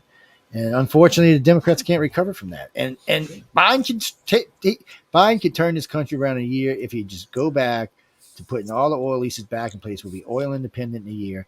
Money will be flowing all over the country. Yep. And the thing about that is one thing you just said is that the right to lifers are going to come out and vote and make a choice. If you have abortion in your state, you have the right to choose to do it or not do it. if your gasoline goes up to $5 a gallon, $6 a gallon, you don't have the right to choose to pay it. Either you pay it or you run out of gas. Yeah. There's no choice there. You don't have a vote on that. Let's talk about wasting power. They always approach like we have to get rid of fossil fuels, but yet we need fossil fuels and we don't have any alternatives. The wind power, not an alternative. And I could read you a story about the wind turbine blades that can't be recycled. They're fiberglass. They're filling up our landfills. They don't know what to do with them. And there's an argument over how much that turbine actually outputs versus how, when they break down, how much they cost to make, how much they cost to decommission. There's millions of dollars involved for every one, and they're not really successful in what they're doing. So it's not an answer. It's not an answer. And we're not going to have an answer until we actually have a reliable. Okay, you want to use what? Hydrogen, right, and ionize water and do something like that. Israel has an engine that these guys invented that outputs like 28 horsepower. It's not much, but it runs on water. It runs on ionized water, right? So, but that's the thing. So cars becoming more fuel efficient. What about buying a toaster or a blender? How much with these gluttonous appliances that people use, right? That are all high with the BTUs or all high with the wattage. What about that? And there's areas we can trim, but we're not. And by the way, our infrastructure is falling apart. The power systems are falling apart. They have no new money. They have nothing.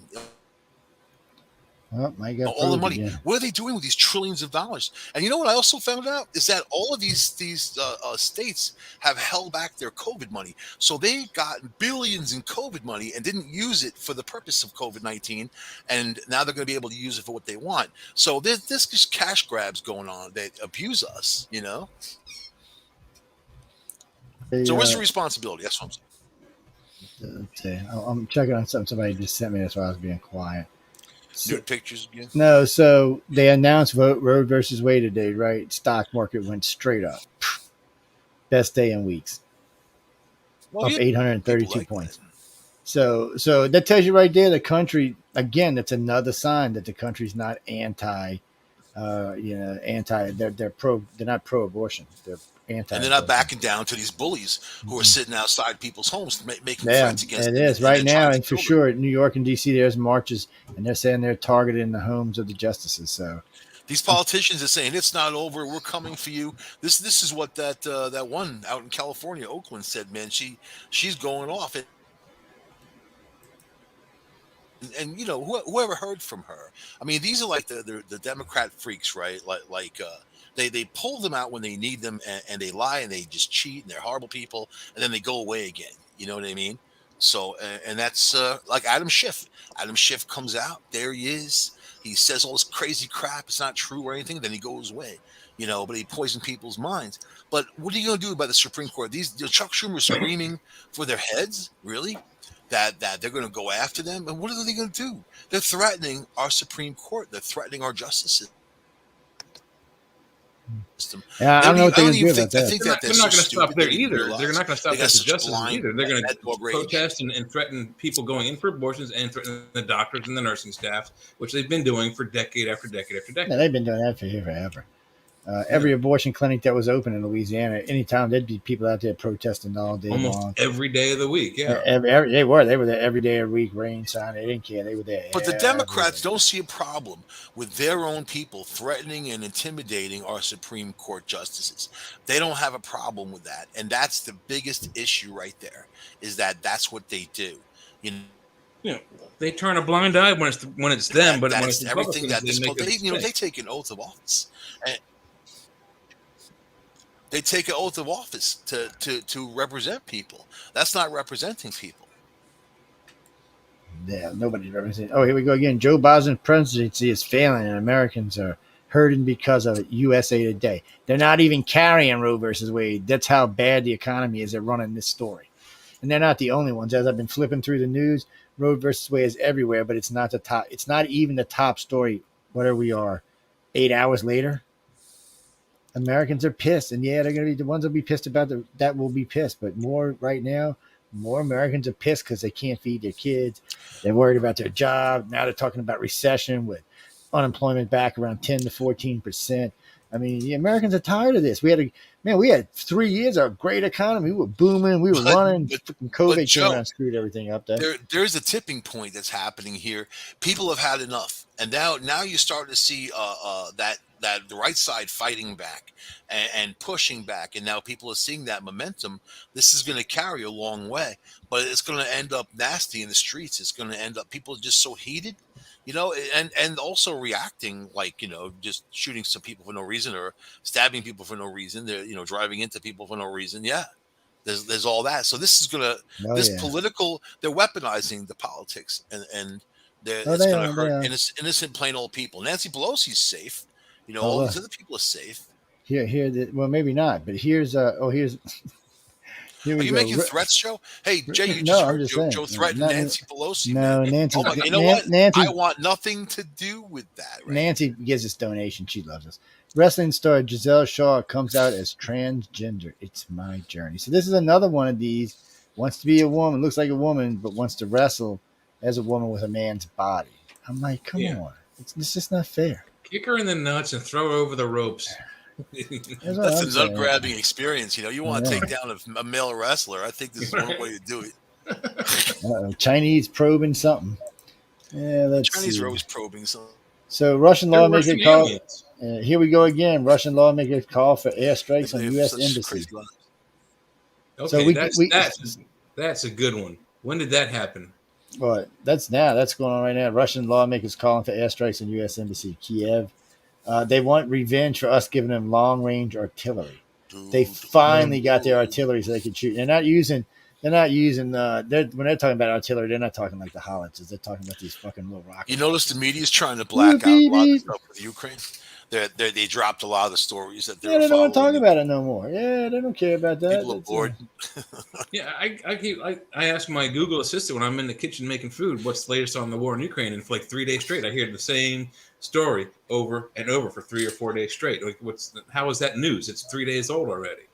Okay, what the hell is this? What does your Google Assistant say to you after you say that to them?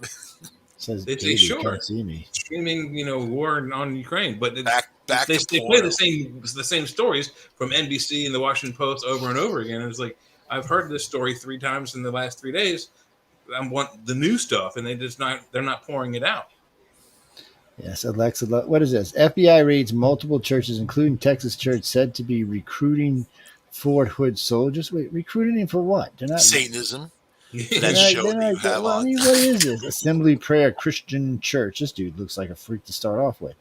I used to freak out with some of the people. Jesus for Satan. Have you never heard of that church? Oh, here's your other favorite person. Marjorie Green calls for overturning Roe versus Wade. Blessing. Yeah, it's a blessing. You're a freak. Get out of the Republican Party. You scare me. What's this one? Did you see all the Latino women who are running for Republican seats, man, all throughout the Southwest? I love that. They, the Latino community needs that representation, and they've been underrepresented. You got this Democrats. They just play to the group. You know what they do? They don't understand the problems in certain communities. If you don't understand it, you're not going to fix it. Look at AOC that was out there yelling. I mean, you know what? She's probably pissed off because I bet she didn't want it. I bet she was probably in a jacuzzi and she's like, oh, I got to go out there and yell and scream because that's like the only thing she could do. That's like her group. If she didn't do it. I don't know how she won last time because her polling numbers were crappy. They are this time too, but she might win again. I mean, only fortunate thing we have about AOC, she's got to run every 2 years. And eventually somebody will beat her and no civilized. That Latina from the Bronx who actually knows the community, who's going to run as a Republican, and the people will support that because it's not about the party, it's about the person supporting the community. You know what I mean? Representation.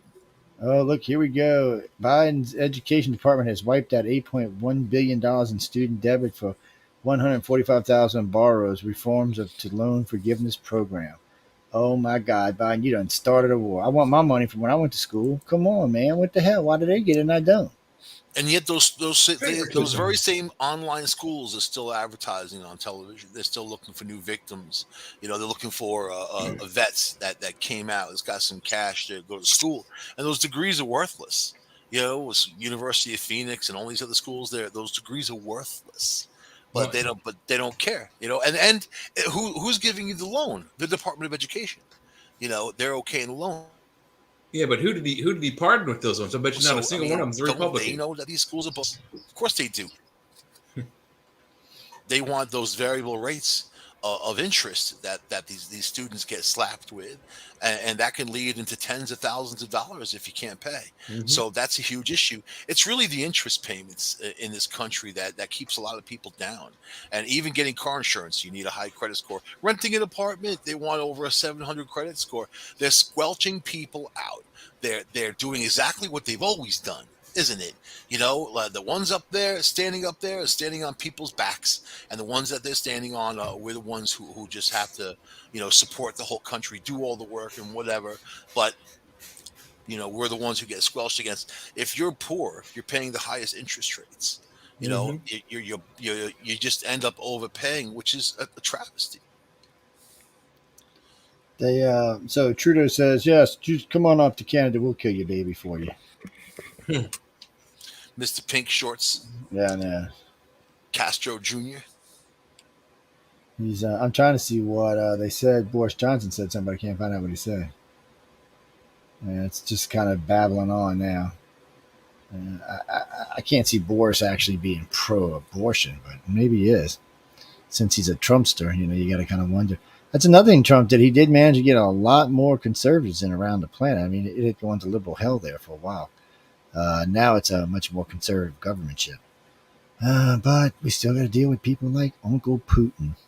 You know, last time I was overseeing Putin, you know, sitting on his knee, and he's like, look, dude, you dumb Americans are asking for it. I'm like, well, we're not doing that. We're just living our lives, chilling. He said, oh, no, you're trying to spread your bacterial disease all over us.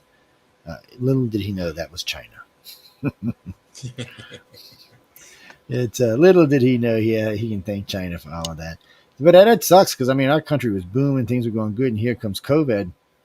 And I think we kind of overreacted on COVID. But and then they keep telling us, everybody got to get another shot. Well, we said, now you're trying to get us to get 5, 6 vaccinations a year for one disease. This is something sounds wrong about this all the way around. Somewhere along the line, there going to be some kind of mutation. Everybody's going to start dying. I've just never heard how that could possibly be good. And when I asked my own doctors, they're like, no, you shouldn't be getting 6 shots a year. I said, well, so far that's where we're at. I think we're at either 5 or 6 for Pfizer now. There's the original 2, and then there's been 4 boosters. Yeah, so 6. And they tell you that because the disease has changed so much that it doesn't always work. I don't know. Where is the rhetoric that the shot works? I mean, it can't be one or the other. And then the CDC came out and said that the shot is actually making it worse because it's causing it to mutate. So the same people tell you take the shot are also telling you the shot's part of the problem. But you know what I haven't seen is Fauci. Where's Fauci? Michael, have you hidden Fauci in your drawers? I mean, where the hell is this guy? He's been hiding out. Nobody knows where he's at. Has he died from COVID? Has he gotten it that bad with the shot that he won't even come out and say anything? Wow, doesn't stand good for his recommendation, does it? Yeah, it's all Michael's fault, though. Yep, everything. I haven't heard. I mean, I haven't heard anything about him on none of the news. But I mean, have you heard anything about the guy anywhere? Who? Fauci. I mean, I haven't heard anything. Fauci is in a COVID coma. Yeah, I haven't heard anything about Fauci. He got COVID and disappeared. Yeah. He got caught by the CIA and was disappeared. Maybe he got abducted. I don't know. There's so much. He's got so much garbage stuff written about this guy. You never know. No, he's really sick with COVID. He's like really, because he has all the booster shots, whatever. He's an old man. COVID. I talked to a guy today. He lost his mother-in-law. He lost his daughter. This guy's like 65 years old. He lost people. You know, his daughter who's in her 50s. Man, COVID's COVID. Fauci could die for COVID. Anybody can. I know that Justin Trudeau got COVID, and then he went out to the Philippines 2 days later. So they don't follow their own rules even. They don't follow their own rules because they don't have to. what you really want to pay attention to is that this monkeypox virus is now mutating and has become a lot more severe all of a sudden. I mean, this was an endemic in Africa, and all of a sudden now, now it's here and it's more severe. So, I also think that because of COVID, and I said this a long time ago, is that as people get COVID and keep getting it and keep getting reinfected, it's just going to keep screwing your immune system, and allow other things to come in. So it's a serious issue, something we're just going to have to get on top of and live with, But man, it's still out there. Yeah, I want to see Fauci, man. I want to know if Fauci's alive, man. I'll say this, man. The Democrats cut all the funding for COVID-19. They all that money that's just sitting there and not using it. They cut all the funding for COVID. No more contact tracers, no more case investigators, no more tracking it, no more money for vaccines, no more money for testing. Nothing. $35 a shot. Nope, they're done, man. They're like, look, and COVID, now the flu. For it. Maybe on your insurance policy, they'll pay for it. So and then they want people's children to get it, and they're not doing it. No, people aren't giving it to their Flu. kids. Yeah, because the flu's a whole different animal. Yeah, but I mean, that's how they're going to treat it now, as a flu. They're just going to. They're trying to treat it as an endemic, but how do you do that with something that is not just morphing and changing, but doing it so dramatically where it's affecting different organs in your bodies? It's SARS-CoV-2. It's a SARS virus, so it's a respiratory syndrome. Yeah, but now they're saying that but now it's giving people encephalopathy, brain swelling, heart swelling, kidneys. It's going after other organs. So this was a weapon, no doubt. All the people that want to say whatever, man, they're a bunch of liars. This was a weapon. It got released from a weapons lab in Wuhan, and it spread around the world. And we have to also question why the Chinese government bought those millions of tickets for people from Wuhan to fly around the world. The Chinese government paid for it. Over 700,000 of those people came here to the U.S. So, I mean, did they use them as biological agents to send around the world? I mean, you have to think in those terms, because this is what happened. It was an economic killer. It staggered every nation on the globe, didn't it? Yeah, well, it backfired on their asses, didn't it? Did it? Yeah, it did. They're locked down, man. What do you mean? They're locked down. But in communist China, do they care? They're not making any money. Of course they don't care. Bat an eyelash. Oh, no. Do you know that over 4,000 people die in China per day from the poor air quality, and they're not even allowed to report about the air quality issues?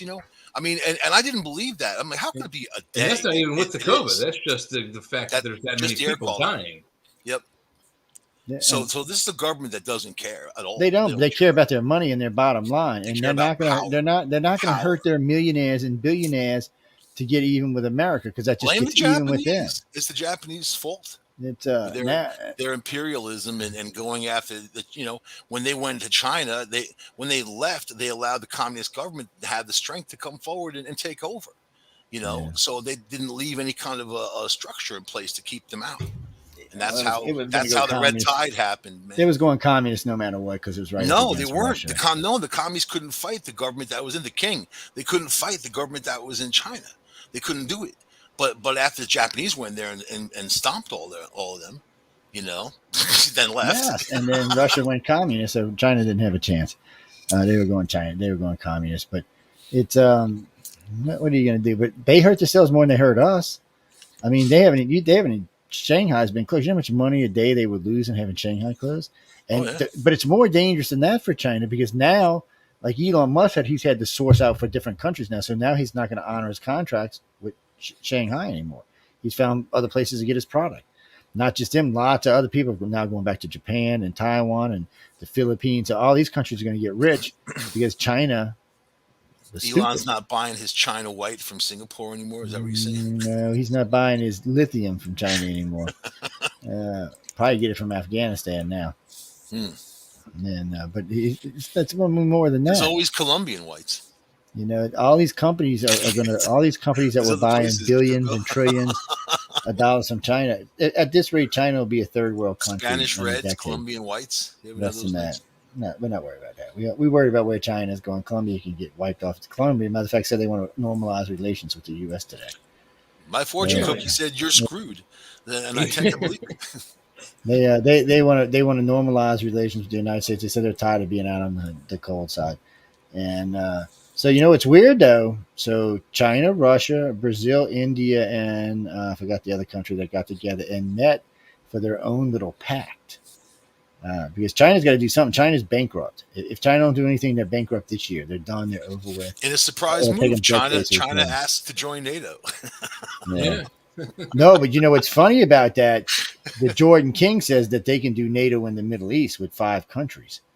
So that's just scary for everybody out there if NATO ends up smack in the middle of the Middle East. Well, you know what? All the problems are like Biden's whole thing with Iran and making deals with them has pissed off the Saudis. That's why the Saudis don't want to talk to him. They don't want to sit down with him because the Iran was their mortal enemy. Israel got together with the Saudis. They agreed that Iran's is a loose actor in the area, that they have to be taken out. But Biden and also Obama, they pandered to Iran. For what reason? To win them over. These people chant "Death to America" every morning before they pray. You're not going to. Their speedboats are buzzing our Navy ships in the area. That is just like a couple of days ago. They need to blow those things out of the water and be like, "Bye, adios." Yeah, that's my professional advice.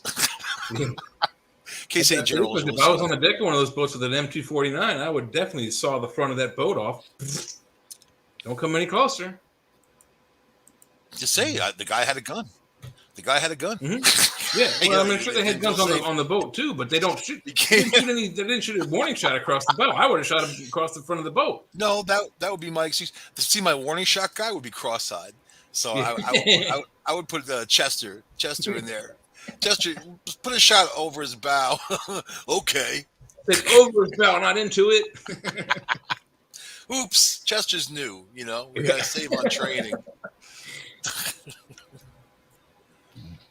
I don't know, man. It's going to come down to World War III. We're already in it, right? I mean, the dominoes are already beginning. Yeah, the dominoes have already fallen. The first ones, and so now in World War III till somebody drops it. All these other countries want to join NATO now. It's like they're all in, man.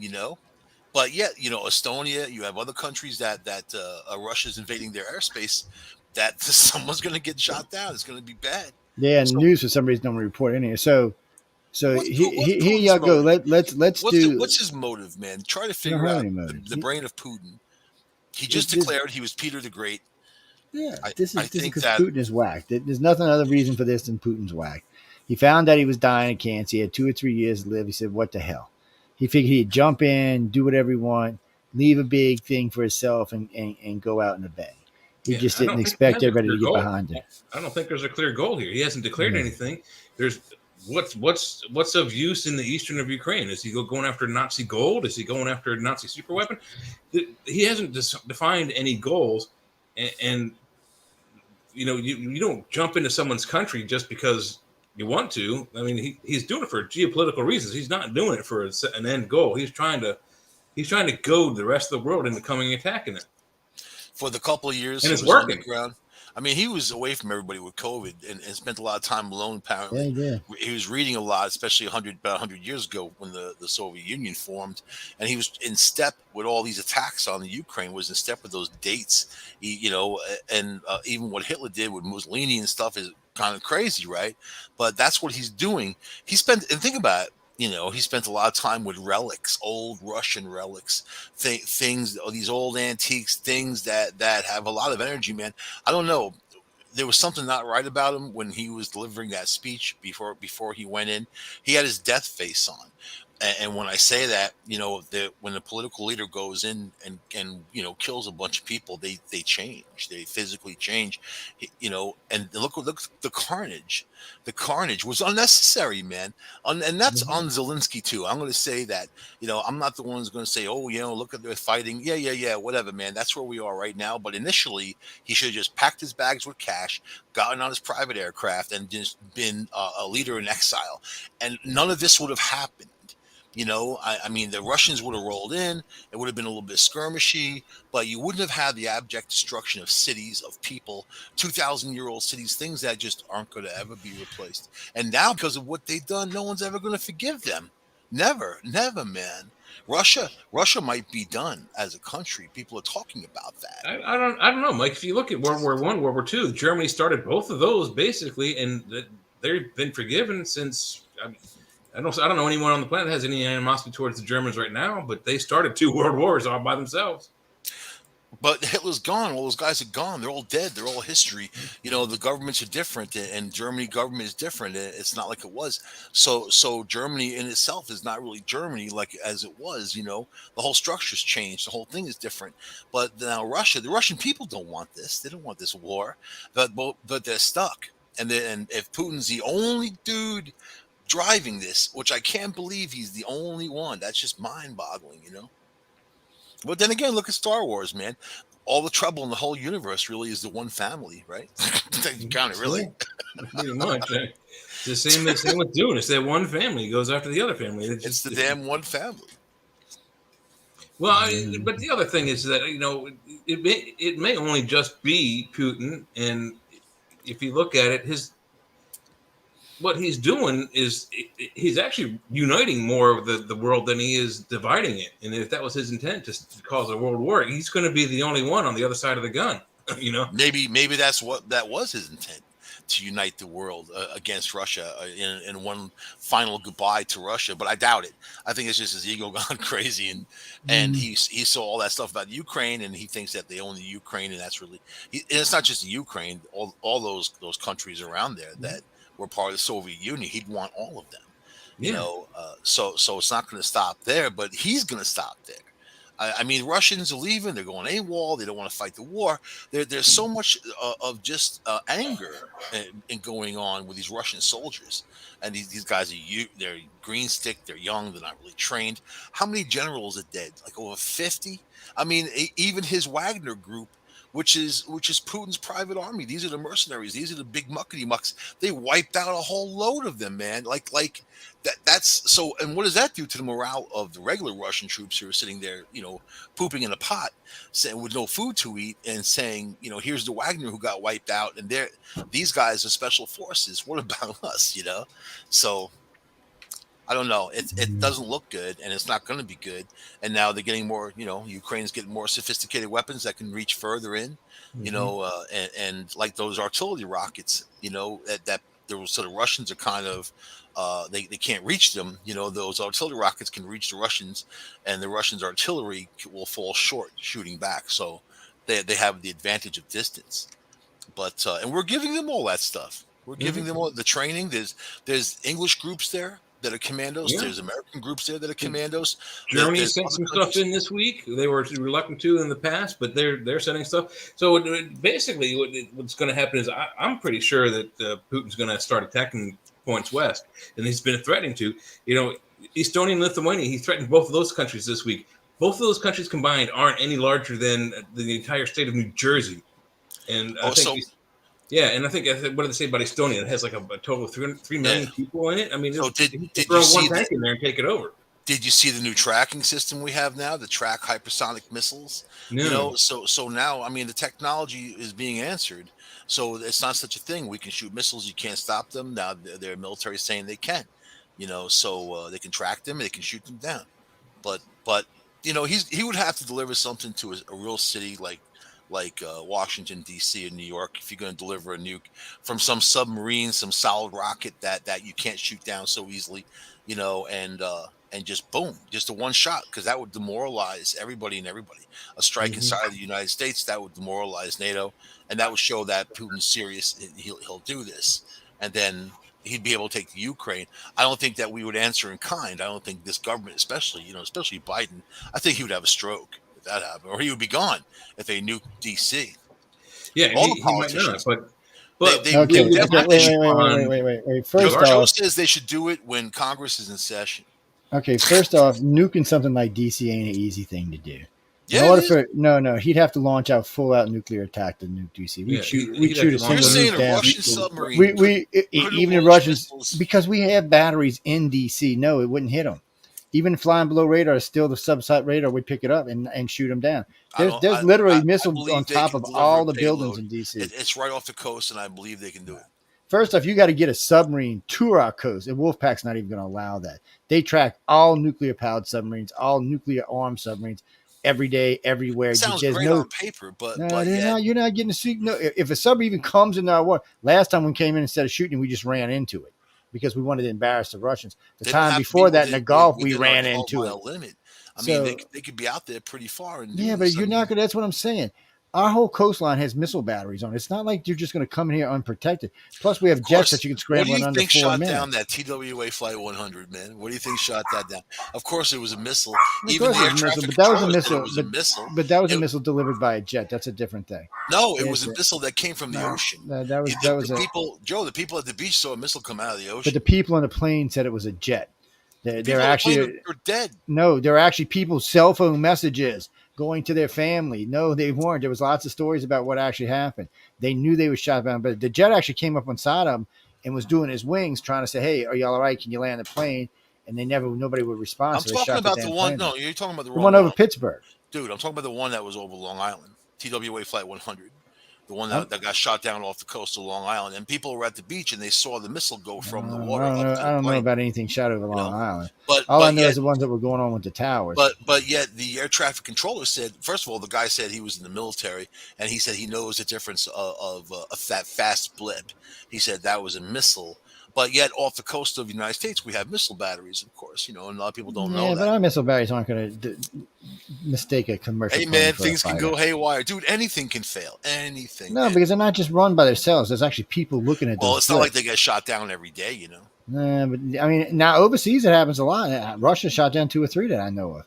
Because Russia panics and they think it's one of our heavy bombers or something when it's just some damn plane flying over their territory. This was some automated system. But if they could have blamed it on terrorists, they would have. Believe me, they didn't want to because they even the CIA jumped out with a movie. Yeah, but for one of our missiles to do that, it takes 2 people to get it ready, and then the third person to give the correct code to punch in the computer. There's so many fail-safes on it. It's almost impossible to be an accident that we would accidentally supposedly automated systems. No, there's no such thing as a fully automated system. I'm growing up on Long Island. People we don't trust fully automated. Had friends in the military. They knew what was going on. If that was the case, we'd be shooting shit out of the skies in DC all the time. We'd have Terminators walking around the planet. I don't know. Something triggered it somehow. Now it's a strange thing, but right now the U.S. isn't impervious to a nuclear attack, but not one single missile. You're gonna have to have several missiles coming in. But you don't know the story, so you can't comment. So drop the missile in and read the story. Read the story. It's very interesting reading. No, well, I mean, reading a story is one thing, but doing it is another thing. If he does want to try to destroy DC, he's going to have to launch what would be considered an AMD attack, an assured mutual destruction attack. He's going to have to launch several hundred of their missiles. Yes, and we're going to launch right immediately as soon as he does. Right, exactly. So it's going to be a huge mess. It ain't up to the president. There's a lot of think tanks that think that won't happen. No, well, if Russia launches full out, we're going to launch no matter what. It ain't even up to Biden. One strike. It doesn't matter. Even one strike, the people will demand that there's a retaliation. It's not. You're not going to get out of it. You can't. Some. The self-hating liberals will never demand that, but yes, some. No, even the liberals will probably demand, especially if you blow up DC and kill a bunch of them. They'll be demanding it too. There's always going to be a government. There's always going to be a government. There's always going to be a government. That's what people don't realize about the United States. Zombie movies when they're like, "Where's the government?" Yeah, but you forget how big our government actually is. Just Texas and California can take over running the country. We have massive government. It will never be. You'd have to nuke the whole country 3 times over to get rid of the government. They're like freaking cockroaches. First strike, second strike, third strike, fourth strike. First strike is always. But someone's going to step up to it. First strikes are always strategic targets. Second strikes are for demoralization. They usually hit. There'll be big cities like New York and Houston, Dallas, LA, San Francisco, San Diego, places like that. They'll all get nuked right off the bat. But the problem is Russia's nukes are old. Now they are entering their new nukes coming in. The first new one will be in the end of this year. And it's a 15 warhead missile. But it's only one. The rest of them, they're not even sure the bitches will take off. They haven't even had a successful submarine test. I couldn't even tell you when. It's been over a decade. And they've only had 2 successful off-ground tests. They've been blowing missiles all over the place. Falling apart completely with the Ukraine, and nobody called that one. I mean, I think their general's more worried about. No, actually, I heard a couple people said that Russia didn't have the capability to fight. It was all smoke and mirrors. I didn't hear that. People that I knew, including matter of fact, the U.S. had kind of stopped. Well, America had stopped treating the Russia like they were enemy, even with the nukes. We were just kind of like, but they lost all those countries, so they lost a big chunk of their military, their equipment, and all that when stuff. they were Soviet When Union, the they were Soviet Union dangerous. collapsed. That was it. Yeah, and Yeah, when well, it then collapsed, that that's was like it. income, so they can't keep that stuff up. You know, those missiles it takes millions of dollars a year to keep $1 million a day to keep them fully fueled and ready to fly. That's what it cost us in this country. $1 million. That was 15 years ago, so it's probably much more now. No, it's probably less. We got less missiles now. We had 15,000. I'm talking about per missile. Yeah, per missile what it costs to keep them ready to fly. We only have about 5,400 missiles ready to fly now, where we used to have 15,000 ready. Only. Yeah, it's a big drop, man. I mean, we had way more than that. We had 15,000 missiles ready to fly with another 5,000 or 6,000 warheads ready to be put on missiles. I mean, we talk about a sure mutual destruction. That's what we were doing. We were going to flatten the planet. Nothing was going to survive. That's how puny-brained humans really are. That's why E.T. doesn't want to talk to anybody, man, because humans are just plain old stupid still. That's if I can't have it, you can't have it mentality. So while we've been talking to them is global warfare anyway, so why would they want to talk to us? Yeah. So I've been flipping through all the news. Maybe this is their entertainment. They're having a good time, Yeah, this is their reality show, keeping up with the Americans. They're just hoping to blow up the planet and they get a free planet. That's all. I'll be laughing my ass off out of them. So Roe versus Wade on 5 of the major networks. That's their premier story. That's CBS, NBC, and CNN. The other 2, it's not. One of them's got some weird shooting up in Norway, and I forgot what the other one was. They're not even then. But even with that being overturned, when you go back down, there are all kind of other stories following underneath it. They want the liberals want them hardcore to follow this, but they're just not understanding. Somebody put on there, it's good to be about vote for where? The heartland and the southern states got what they wanted. So what vote? They're going to vote for. They're not going to vote against. And so you're saying all the liberal states. So we're going to say all the liberal states, everybody who lives in all the liberal states, the 150 million, 180 million of them are all going to go out and vote against abortion or for abortion. That's not going to happen. That's a fantasy. And again, if that would happen, they would put up a national vote. So this is going to be an easy tear up. Some poor lady, they were tearing her up on she's a CNN reporter. She's religious and was talking about it. And they were tearing her up, and she looked across at the lady and said, well, good, you justify why we killed 55 million babies. And the woman shut up after that. She just shut up. Then she flashed the camera. She was like, look at these. That's my kind of protest. And actually, the biggest story I've been following today is the gun safety package that everybody's passed. Guns for everybody. I know, watching the New York politicians melt down, and also in Illinois, these are the places that have the strictest gun laws, that have the most gun crimes. You know what I mean? And they're trying to keep guns out of honest people. In New York, you weren't even allowed to put your finger on a handgun without it being a felony, man. That's how hard. And if you want a gun, you have to jump through all their fire hoops, get their permit. You have to pay for it. Yeah, well, now they can deny you for any reason. They don't have to tell you either. Well, now they can't do that shit anymore. Plus, the other 13 states that had that law, guess what's going to happen to them? It's got to go away too. DC's when I got my gun license, the guy's like, "Why do you want your license?" I said, "To keep the Queen of England out of my face." He laughed his ass off, and he gave me my license. So they got Rand Paul, and they were giving shit about the abortion thing. And the lady screamed, "Now it's illegal." Now he said, "No, it's not illegal anywhere." He said, "I haven't heard any states that's made it illegal." He said, "Why don't y'all get the facts straight before you start screaming something that's not true?" So in New York now, if you're an honest, law-abiding citizen with no background problems, you get fingerprinted, you get the background check. You might have to go through a safety course or not with a local gun, like one of my gun clubs I belong to. People come all the time, and mainly we do it for free, and just check them out on a gun so they know how to use it, But you want to do that. If you're going to buy a handgun, you want to know how to use it. You want to know how to clean it. I bought my AR-15. There was a dude standing there who was in Afghanistan. He was a Marine, and now he's a corrections officer. This dude, I didn't even know he worked at the store because he was just hanging out. He grabbed my rifle, took it apart, showed me how to take it apart, showed me how to clean it, everything about it. And that's valuable information right there. Just so fast and so good. And you want to know how to use it. And, that's the NRA. Gun safety. It's all about gun safety. When people scream about the NRA, every time they come to the club, it's about gun safety. It's not about, let's go a mass shooting event, whatever, These mass shooters aren't NRA members. These gangbangers in the street, they're not NRA members. You know, they don't even know how to shoot their guns straight. But the illegal guns in the streets is the main issue, not people owning a gun to defend themselves. You know, but these criminals can get one, hey, $50. You get a 9mm. You don't have to wait. Oh, yeah, you don't have to wait for anything. So only 16 states guaranteed to protect abortion. They're all, of course, blue states. All but Colorado, everything else is a blue state. They're all coastal states. It's the upper East Coast on the East Coast and all of the West Coast. But everything in the middle is all red, all the way across.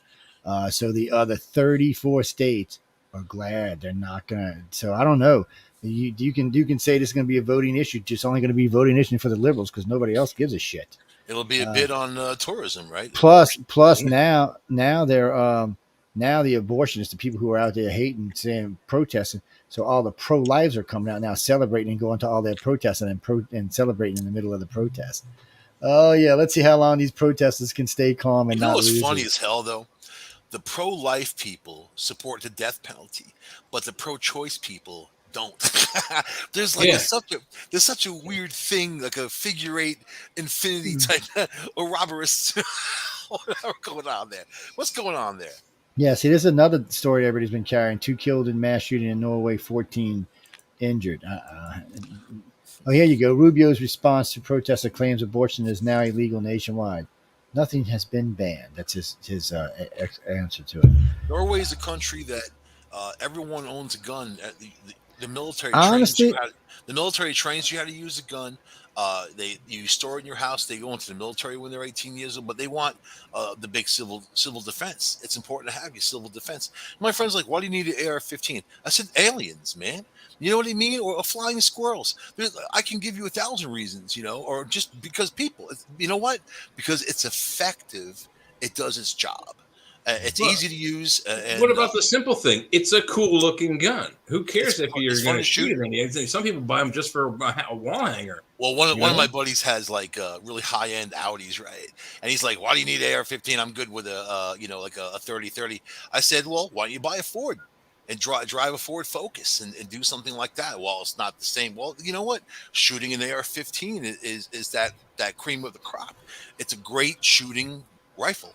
Just to go to the range, expensive now with that. Okay, well. So basically, nothing's changed here after this Roe versus Wade. Protesters crowd New York Square. Did you see the new gun laws? Pro-choice advocates go out and enforce. Did you see the new gun laws? There aren't any. They tried getting stuff through and they failed, and that's a lot of Democrats who voted against them. They're not doing it, because Democrats like their guns too. Well, the gun safety package passed. This whole week they're screaming about we need more background checks, more background checks. Well, no, that passed. All the gun safety bill. No, they didn't get what they wanted. The high capacity magazines, but they still need these uneducated people. The first thing when a shooting happens is like we need more background checks. It's illegal for any FFL dealer, gun store owner to sell you a gun without passing you through a background check anyway. Right. And then we need them for the gun shows. I've only been to one. What they did here is they did the red laws. One background check. I had that same. They gave me a piece of paper after I was done, so I didn't have to be background checked every time I bought 2 guns. I bought the first one. The guy gave me a piece of paper. I went to the next guy. I was like, "Oh, I want to buy that. Where's your background check?" Boom, in and out. Okay. I mean, it's not. I don't see where people are getting by with these passing without getting a background check, passing a background check. No, the only place they're getting that is when they buy them from somebody they know, or they can buy it off the street. Private individuals, but by law, every gun I've ever bought, I had to be background check. Every gun I changed the law, so if you sell a handgun privately, they're supposed to go to a gun store to get the paperwork and then register. Yeah, that's by law. Yeah, so they changed it. They got rid of that loophole. Do it. Joe would do it. Yep, they got rid of that loophole. I used to go to gun shows in Ohio this is like 25, 30 years ago, that you get anything you want. This is before Bill Clinton's ban, and you get, Uzis were available. I had one, Mac 10s, Mac 11s and things like that. You can't get those anymore because of the ban, but the only thing they really did was make them change the names of the rifles, like AK-47s used to be very popular, and now it's AR-15s. But AR-15s were a little cheaper. It came down to price too, but an assault weapon is any weapon that people use to assault somebody with, and that's really what it is. Mm-hmm. And when they try to put a stamp on it, it's hard to do, and you can't. I had a Mini 14, man, that acted the same platform as AR-15, 5.56, fired the same way. I still don't know why anybody wants an AR-15. It's such a girly gun. I mean, I had a Mini 14. It was the same. Those are fun to shoot. Have you been listening? I know, but if you're gonna own a gun, own a gun. What's girly about an AR-15? A girly gun. It's got a carry. It don't have much. Yeah, but it don't have much knockdown power. It's got. You have a 9mm. Talk about no knockdown power. Oh no, I have a 9mm with hollow points with. So what? Mercury in the tip of the hollow point. I don't have to knock you down. You're dead. My bullet hits you. You're dead. A 10mm. Go up. I don't need to knock you down. That's what I just said. They got mercury in the tip of my bullets. I don't have to knock you down. Once I shoot you, you're dead. You don't want to admit something like that on the air, dude. And they're all legal, by the way. With black talon, so it made it knock there's down, lots of ways to make your guns make your guns deadly. And I'm shooting 240 grain to start off with. I'm not shooting a little round. I'm max powder in my rounds out, so it's a little bit different. It's more like shooting a 44. It's not a 44 Magnum, mind you, just a 44. That's like a dude with a 3-inch penis saying it's really 9. Well, how you know it might be 9 when it's full grown, man. My so 9mm is like a 44. No, it is. With a hollow point and a full like round. A cannon, baby. You're talking about knockdown power. A 9mm fully loaded, fully grained out is the same as shooting a 44 Magnum. I'm shooting 44, not a Magnum, just a 44. It's a difference between a 44 round and a 44 Magnum. Well, one thing for sure, if you want effectiveness and reliability, use an AR-15. That's it. For what? I got vests that would protect yourself. They got soft bullets. You can be wearing a vest. It's not even going to hurt you. Soft bullets. They don't. It won't even penetrate a vest. Oh my God. Why would you use a gun that won't even penetrate a vest? That means it won't penetrate a car door, which they won't. They bounce off of car doors. They're dangerous guns. As far as a gun goes, on the grand scheme of all the rifles made, it is way down the scale for a real rifle. It doesn't have the knockdown power of some of the bigger rifles, and it doesn't have the range of some of the bigger rifles. But I can point to a lot of headlines that say that they're absolutely effective. And if it's after what you want a self-defense. You want any gun's effective. I could walk in with 2 380s and kill 8 people. That ain't shit. That don't mean shit. That doesn't mean it's effective. If it's effective, it would be. This is how you know the gun's not effective. It's not used by the military, and it's not used by the police. It means a lot. No, it doesn't. If it's not used by the military and it's not used by the police, it's a shitty gun.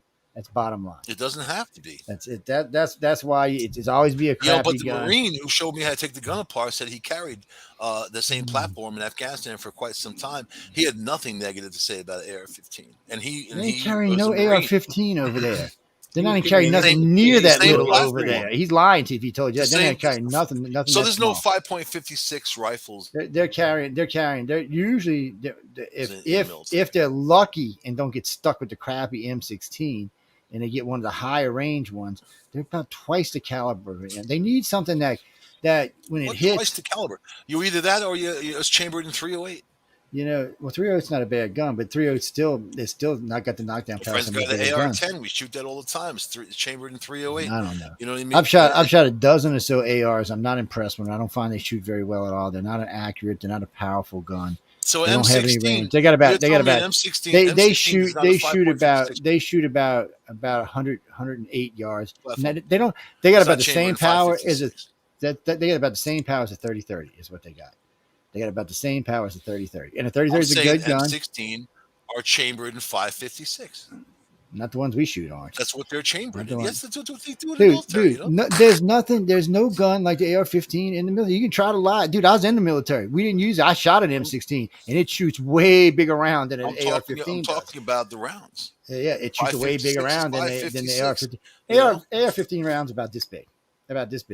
An M16 round about this big and about this big around. It's not even comparable. You don't have one. I have one. I know, man. But it's .556 and you know what? They're garbage guns. You can defend them all you want. If they were good guns, not just our military would use it, but other militaries would use it. They don't because they're crappy guns. It's as simple as they use M1694 and 45 Colt. 12 bullets. Actually, they're using M90s now, which is a whole different kind of gun, which I find interesting. But it's They stepped up because they needed something that would double or triple the magazine capacities of something that they were using in the field.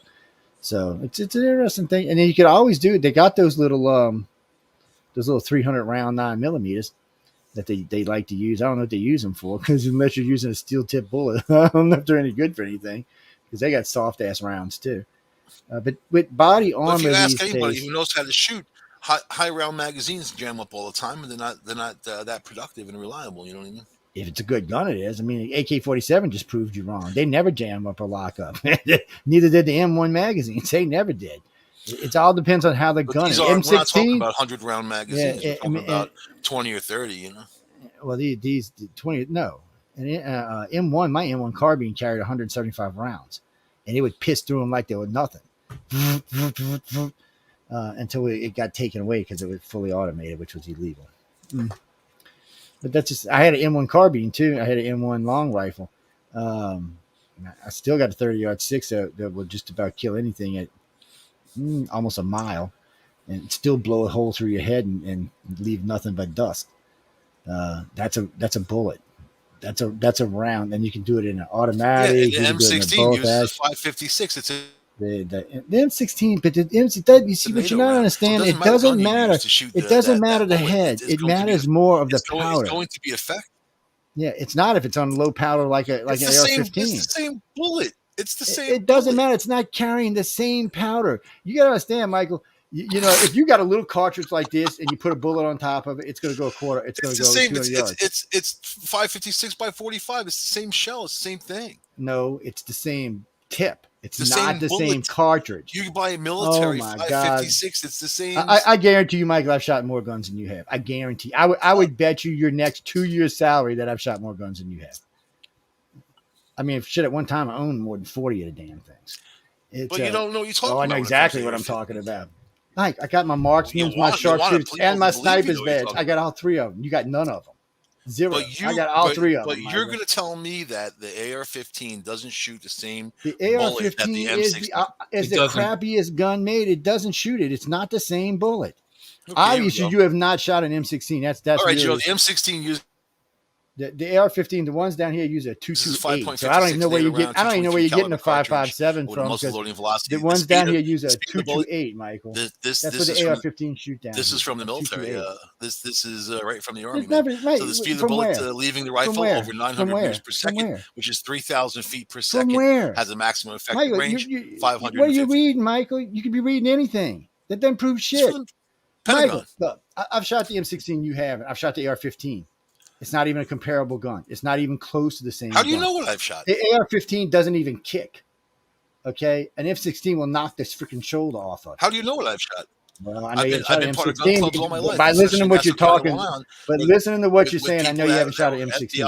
If you're comparing the two guns, you haven't shot the M16. You're trying to boast, saying, "Well, you don't know this, you don't know that." I'm not boasting. You right, but you're not right. It's not a boast, Mike. You lost a long time ago when you said it was the same bullet. When you said the AR-15 and M16 was the same, shooting the same powder round, 556 you stepped out of it. 556. When you stepped that, you said that one was shooting the same powder round as the other one. You lost it. So what's the caliber? Mike, what part of this you don't understand? Caliber 308. The caliber, it doesn't matter what caliber. Look, Mike, I can put listen, learn something, Michael. I can put a 90 meg caliber, a 180, a 120, 160, 190. None of that matters. What matters is how much powder is in that shell that's going to push that bullet. And little AR-15s this big. That big around and this big. They don't add powder because you can't. It'll fracture cases. That's right, because the gun is a crappy gun that can't shoot anywhere. The M16 will shoot a quarter mile. The AR-15 will shoot 100 yards. And you're going to compare the same guns. Yeah, if you shot it up in the air. Yeah, if you shot it like this up in the air, it might be. If you shot it straight at a target, no way. Well, if you're shooting in a straight line, there's bullet drop and all kinds of stuff. Yeah, because it has no power. Wind velocity. Dude, I can shoot my 30-06 for 800 yards and not even move it. It'll go right in high school, I was a sharpshooter, and I wrote articles about shooting, about professional shooting, and I hung out with professional shooters. No, it was just rookie, Trish. That's all. So I mean, you don't know my background, so you really can't say. I know you ain't never shot an M16. How do you know? I know, because what you just said. I know damn good well you ain't never shot one. How many 30-06s have you shot? Lots. 30-06. 30-06 is a very common round. My friends, we all had hunting 30-30s. My friend had a 30-30 with 12 gauge mounted under it. I don't know what you said a minute ago, because every now and then we lose you for like a second. It's weird. It's like so I had an FFL license before Bill Clinton had his thing, and I sold firearms for a living. You know that, right? Clinton. Yeah, he put the ban into effect. You know what that did? That made all those rifles cost 3 times the amount of money. You know what the difference between you and I dropped. is one, I built my own guns. Two, I do my own rounds. So I make my own rounds. I don't have to buy them. I know what I can do for law, what I can't do for law. Because sometimes, you can get quite a bit more powder into a casing than people like to let you onto.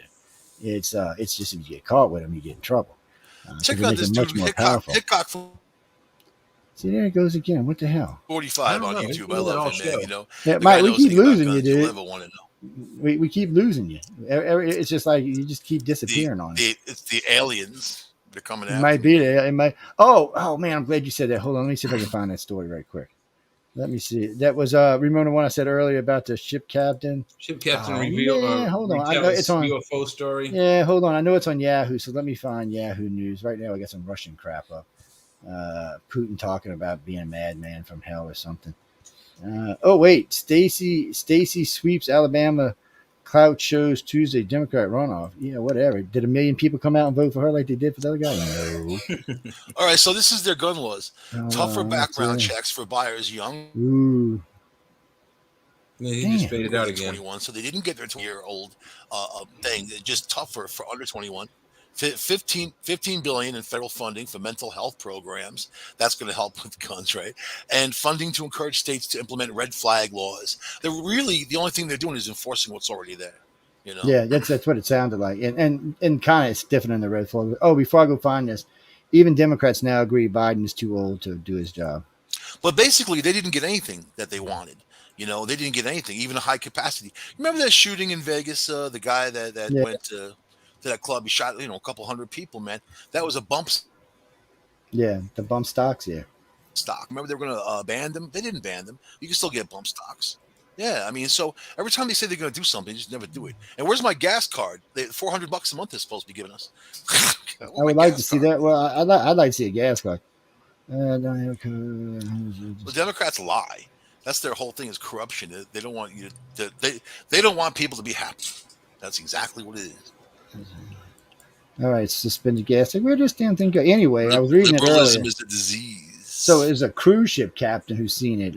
It just come flying right over the top of the ship. I wonder if anybody in the ship's seen it. Captain Stubing?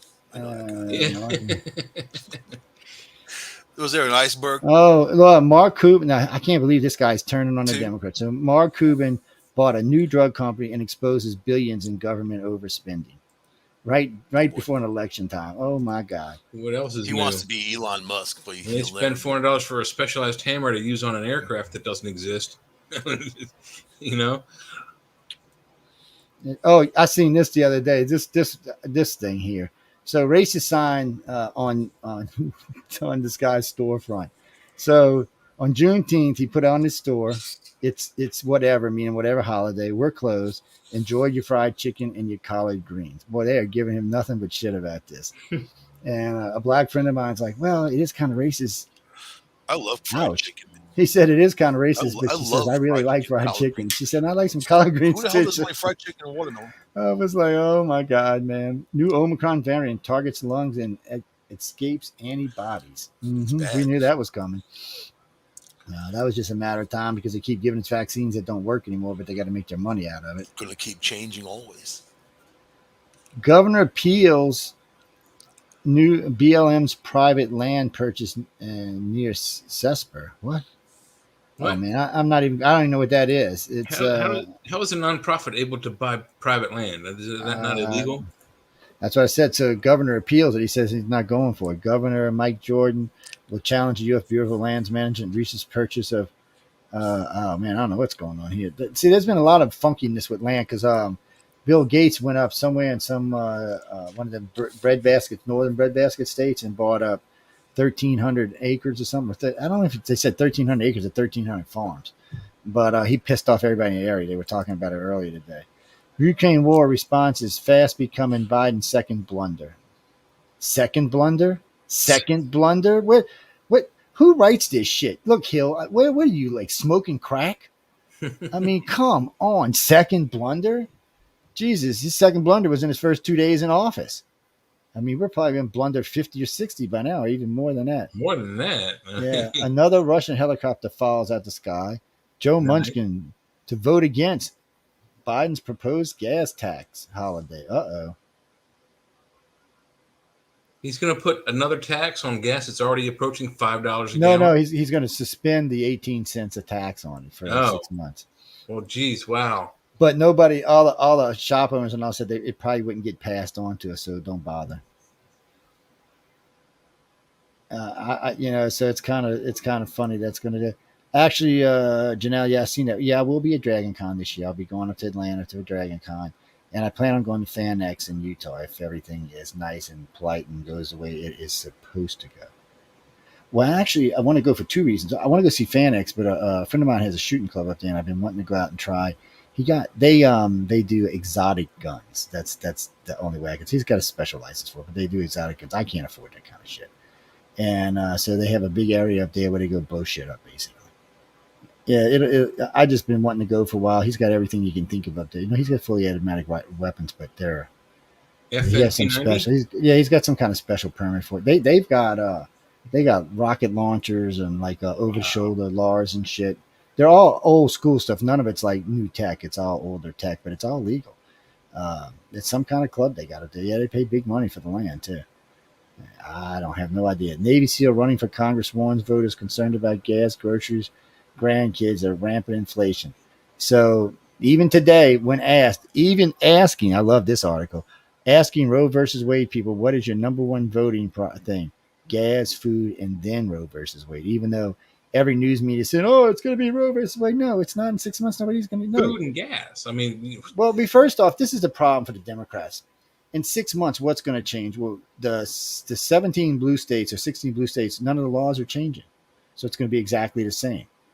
So it's not going to make any difference. And in the southern and heartland states, we'll know by then what the laws will be. So if they're not horrible, then there probably won't even be any flashback. See, that's the thing. Putting it back in the states' hands. I thought I heard Michael come in. Putting it back in the state areas. Putting it back in the states' hands is not necessarily a bad thing. It depends what state. That's what it comes down to when it comes down to the Roe versus Wade. It depends what state you live on how bad it's going to be. And that's really what it comes down to. So all I can tell you is if you think you got to have a lot of abortions, then you need to move to a blue state. Because I don't think the southern states, Mississippi's already saying they're going to all but ban it. They're going to allow for rape, molestation, incest, and that's pretty much. And if there's something wrong, they could put the mother's life in jeopardy. Exactly. Yeah. Other than that, they're going to ban any other type of abortion. Yeah, they're not. In some of those states, that's normal stuff. I hate to say. Well, why are they going to put something that jeopardizes the? Like if the baby is going to, live through the birth, but be like horribly crippled or handicapped. Is there any? I don't know. That I think that'll fall into the same thing if health, but I don't know these Bible Belt states. That could be a tough call because they think all children are worth having. So that's going to be the hardest part for anybody who backs abortions in the midterm election. All anybody has to say, so you're backing the death. Yeah, but it's not even that. All you have to say is, so you're backing the death of 52 million babies. Is that what you're saying? That puts you on your back foot. You can't even argue your way out of that. There's no argument for that. Well, no, they can't be backing those that are already dead, but they can be backing the next 52 million. Yeah. So, that's the thing. When is too much too much? I mean, we're talking a lot of babies here. It's one thing because most Americans don't realize it. When we do polls and stuff, and we ask people about abortion, most people don't realize how many babies are put down a year. They have not a clue. On average in the United States, it's come down. Some think it's around 122,000, 125,000 a year. And how many abortions are performed per day? I've heard a couple million. Yeah, I mean, it's a lot. Couple million. So, Stephanie and I did 2 big specials on this, and we caught a lot of flack on, but we went strictly with the numbers the government was providing, nothing else. And it was a lot. I mean, at that time, it was if you curved it down as low as you could, it came down to 26 million since 1973, since the law was changed. And if you go by the Fed sites, it's more like 52 million. That's a lot. I mean, I don't know how you justify that. Even 26 million, I don't know how you justify that. I mean, that's a hard thing to justify. I mean, I can see justify one child, one lady saying, oh, I got this, and this. And okay, that's justified. But then the next one. And then when does it become unjustified? And when will they be fetus rights? It's a hard issue, man. Bigger numbers than what died in World War II. Yeah, I mean, well, no, we have killed more babies than we have lost people in the wars altogether. Wow. If you combine every war do you we think- fought, we have killed more babies ourselves than we've lost in war. It's pathetic, is what it is, and it's more than that. I mean, it's like deaths from automobiles. We've also had more people die from automobile deaths than we've lost from people in war. Cancer.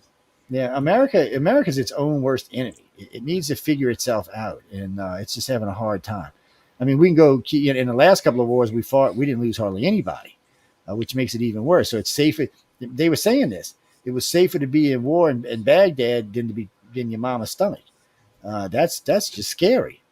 But then the other side of me says, yes, women should still have the right. So it's a tough thing. I don't know. I don't know how do we justify stupidity? How? Because two people were stupid, we justify taking a baby out because of it. It just doesn't seem. If that's the case, when I go to my local convenience store and these two idiots are stupid, do I have the right to take them out? I mean, it's about the same thing to me. I mean, come on. Or if you go by George Carlin, if they do something stupid, you can tax them. Hey, you did something stupid. Give me a dime. I don't have a dime. It's a tough one. I don't have a quarter. Until they have money, they pay you out for their stupidity. But you can't do that either. I mean, it's a funny joke, but. Actually, Jack, I'm talking about Stephanie Benetti. Her and I did a couple of big specials. They were really good, and they pulled a lot of people. I know the first one did over 5 million, so they were and they actually made some money. They were very good. They were hard hitting, and they were very pointed, and we went strictly by the facts. And we talked about a lot of different things. They're still available. They're way back somewhere, buried like 12, 14 years ago, but they're still available. What do you mean? Will I ever say? I will never be the one who says women don't have the right to abortion. I just think that it should be handled differently than it should not be allowed to be used as birth control, because that's what's going on. I personally know more than a dozen women that have had more than 3 abortions. Yeah, it's using as birth control. It's not being used for what it's meant to be. Yeah, one mistake is fine. Okay, you make a mistake. The second time, I don't know. The third time, maybe you should be put down. Right, or you. Let's be honest. Yeah, if you're going on your 3rd or your 4th abortion, maybe you're the one that should be put down, not the baby. I mean, let's get it. This is ridiculous. We can't just go around killing people because we're too lazy to take birth. Here's another one for y'all, ladies. If y'all are really worried about this, so they gave men birth control in Germany. The birth rate went down almost 33% in less than 6 months. You know why? Because men don't want to have babies unless they really, really want to. They don't want anything unexpected. So they took the birth control and it stays there. Whereas that's it. And you know what? In the United States, I guarantee you men would take birth control here without any problem. You'd see a sharp drop. You mean the shot, you mean? No, actually over there, they give them this little thing they stick underneath the skin. It's good for about a year. And they could do it here. They just don't want to because America can't afford. America's already at a 1.5, not even a 1.5, like 1.35 birth rate. We can't lower our birth rate anymore. Our birth rate needs to go up, not down. So we don't really need. So things like abortion and stuff like that is actually harming the country. Think about it. 52 million people over what is it now? It's 73. So that's 37, 59, almost 60 years. 49, so do the math on how many people that would have created in our country. If only half of them were women and only half of them had children, that would be 13 million children plus going on and on. So it's about 150, 160 million. See, it's not just the 52 million you put down. It's the 150 million that's not going to be born now because of it. You have to think about that. You might have put down the next Elon Musk, the next Einstein. You just don't know who it is. Of course, it could be the next rapist too. You just don't know. But we're playing, next Hitler. So we're playing Russian roulette is what we're doing. Next Joe Biden. But think of it this way: the majority of countries do not have legal abortion. Just so y'all know that everybody's like, "Oh, we're falling behind." No, not really. The majority of the 200 countries on this planet do not have abortion. They don't have gay rights or gay marriage either. Yeah, but if you look back to what happened in the 50s, pre-Roe versus Wade or whatever it was, women were, spontaneously aborting their own children with like wire coat hangers. Oh, yeah, they were doing all kind of stuff. And really messed up stuff. So what would you rather do? Would you rather have 52 million children, spontaneously aborted by their mother who physically harm themselves, maybe even possibly destroy their uterus with a coat hanger? And that was funny because when that started getting out, it actually almost stopped. Because when people realized what the outcome could be, because you could bleed to death, a lot of women just stopped and had it. I mean, you could kill yourself. But in the end, there has to be consequences for stupidity. So we can't be awarding people because they were stupid. Yeah. Okay, you got somebody pregnant. Okay, you should have known better. You should have used a condom. Should have been on a pill. Should have been on something else. One of them in-throw things, but something. So because you're now penalizing an unborn fetus because you were stupid, lazy, or drunk. None of that seems like a good reason to kill a baby. Yeah, none of that to me justifies taking out a baby. Well, so maybe they ought to have an incremental, you play a poker game, you have incremental antes. First one, it's on the house. Second one, $1,000. Third one, it's $10,000, and it just goes up and up from there, and until they maybe that might be a good idea because somewhere along the line, and what's scary about this, in case y'all didn't know this, teen births are down in our country, significantly down in our country. So it's not the teenagers here; these are adult women between the ages of 25 and 40. Wow. So there is no excuse for this. None. It's the same thing with the men. It's the same thing. I'm not picking on you women because it's the same thing. There is no excuse for this. At these ages, you should know better, and you should. Let's just say a while back, I knew a girl that got all these abortions, and she was sleeping with like 7 or 8 guys, and she didn't even know who the father was of whoever it was. So it's kind of like the responsibility, and if you're not responsible for yourself, the government will step in at some point and be responsible for you, in which they make laws, and laws affect everybody. So that's the problem, and that goes over. That's not just abortion, but everything. Now we're seeing this lack of responsibility coming forward. Look at the kids who broke into that mansion in Florida, right, and partied, robbed the place. They took sports rings, other memorabilia. They had no respect for the people that lived there. They had no respect, and I'll guarantee they're all little rich kids. They're all from the same neighborhood. You know what I mean? All these big mansions, and nothing's going to happen to them. They're just going to get their hands slapped, and they're going to go away. But it's the respect, man, and self-respect. My mom said, don't do anything that's going to embarrass me. You know what I mean? So that's the way it's supposed to be, but that's the world we're in. These kids think they can do whatever they want and get away with it because they're not going to be made to be responsible. Yeah, and what Joe was saying is there are older adults that are doing this. The younger generation, because of the COVID thing, are so, I think, spontaneously scared of germs and they're all going to use condoms. So that may be a fix there, but this group between 25 and 40, you got a woman that wants to sleep around and not have a steady boyfriend, or a guy who wants to sleep around with several girls at a time. You're talking that responsibility you're talking about is on those people. There has to be some sort of repercussions for that, and like I said, maybe make it so it's incrementally more expensive each time you have an abortion, so that they at some point they can't pay for it. They're going to have the kid. They get it for free. What are you going to do for the dudes? The guys that are sluts running around? They get it for free from the government, though, from Planned Parenthood. They get it for free. So that's what I'm saying. Make the first one's on the house, and the next one's 500, and then 1,000, then 10,000. But what kind of laws can you put on someone who wants to sleep around, whether it's a male or female? How do you stop someone who wants to just, and get everybody pregnant that they're sleeping with? So from age 25 to age 39 makes up 59, 79. 88% of all abortions fall into those age groups. Right now, 19 and under is only 9%. And 40 and over is actually only 5%. Most women over 40, they at some point after 40, you have menopause. You can no longer have children. Usually, that's true too. So that's another reason it's probably down once you hit about 45. So this is it. So this is an age group that shouldn't be. I mean, you should know better. I mean, bottom line is you can know. I'll give you up to 25 because you're just stupid. But after that, there's no excuse. There's just no excuse.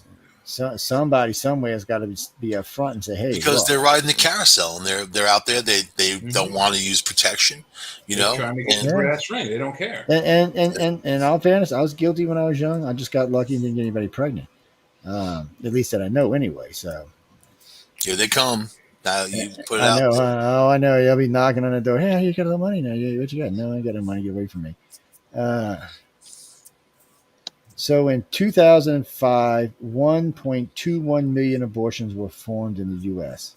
1.21 million in 2005. since from 73 to 2005, 45 million abortions have occurred in the United States. 45 million. Now, this is coming from the Catholic Bishop Church, so I would say these numbers are probably a little bit lower. Not a lot, but I would say they're a little bit lower because I don't know what the hell they're all counting. Are you saying the Catholics embellish their numbers? I hate to say it, but I think they do. So abortion ratio, proportion pregnancy ending in abortion was 22.4%. And it's pretty much so. So poverties are not much more than middle class. There's only 1% difference between people with poverty and people with middle class having abortions. Unfortunately, they can't afford the child, so they're a lot more careful than all these politicians today. The lefties, they're like, black women are going to be affected, and they need this, and they always try to push the abortion on people of color. Which I think is interesting because black people in the United States are not at their reproductive numbers. They're dwindling. And it's interesting to push abortion on their community, lack of family, and push abortion. And this has been something that was crafted, something that was manufactured over years and years and years for the failure rate of certain communities. And it's something that they kind of tout as, hey, we're fighting for your rights so you can have an abortion. Well, it's more important to have the family and have those reproductive numbers and represent your community than have, kill off every chance you get. But yet there's a lot of people in poverty. There's people in welfare. There's people that can't take care of themselves, and they have kids and kids and kids and kids and kids. So there's for some people, there's the kid makes me money thing. So a lot of Section 8 properties will work on. They'll be 5 daddies, 6 cut that off in a lot of places. But if you got the kid, they still got to give you. They still got to give you. There's WIC in every state, and it's like up to $12,000 a year per child, up to 6, something to that effect. So down here, you'll find a lot of women down here will have 5 or 6 kids with 5 or 6 daddies, and what they do is they get all this freebie stuff, and then they make the daddies pay. So they don't pay any rent, no lights. They get free food. They even used to give them a little cash, and then the daddy. They actually get less though if they know the daddy's name. So most of them don't. That's true. So they don't say anything. So the daddy gives them money to keep them off of the from child support for going after them.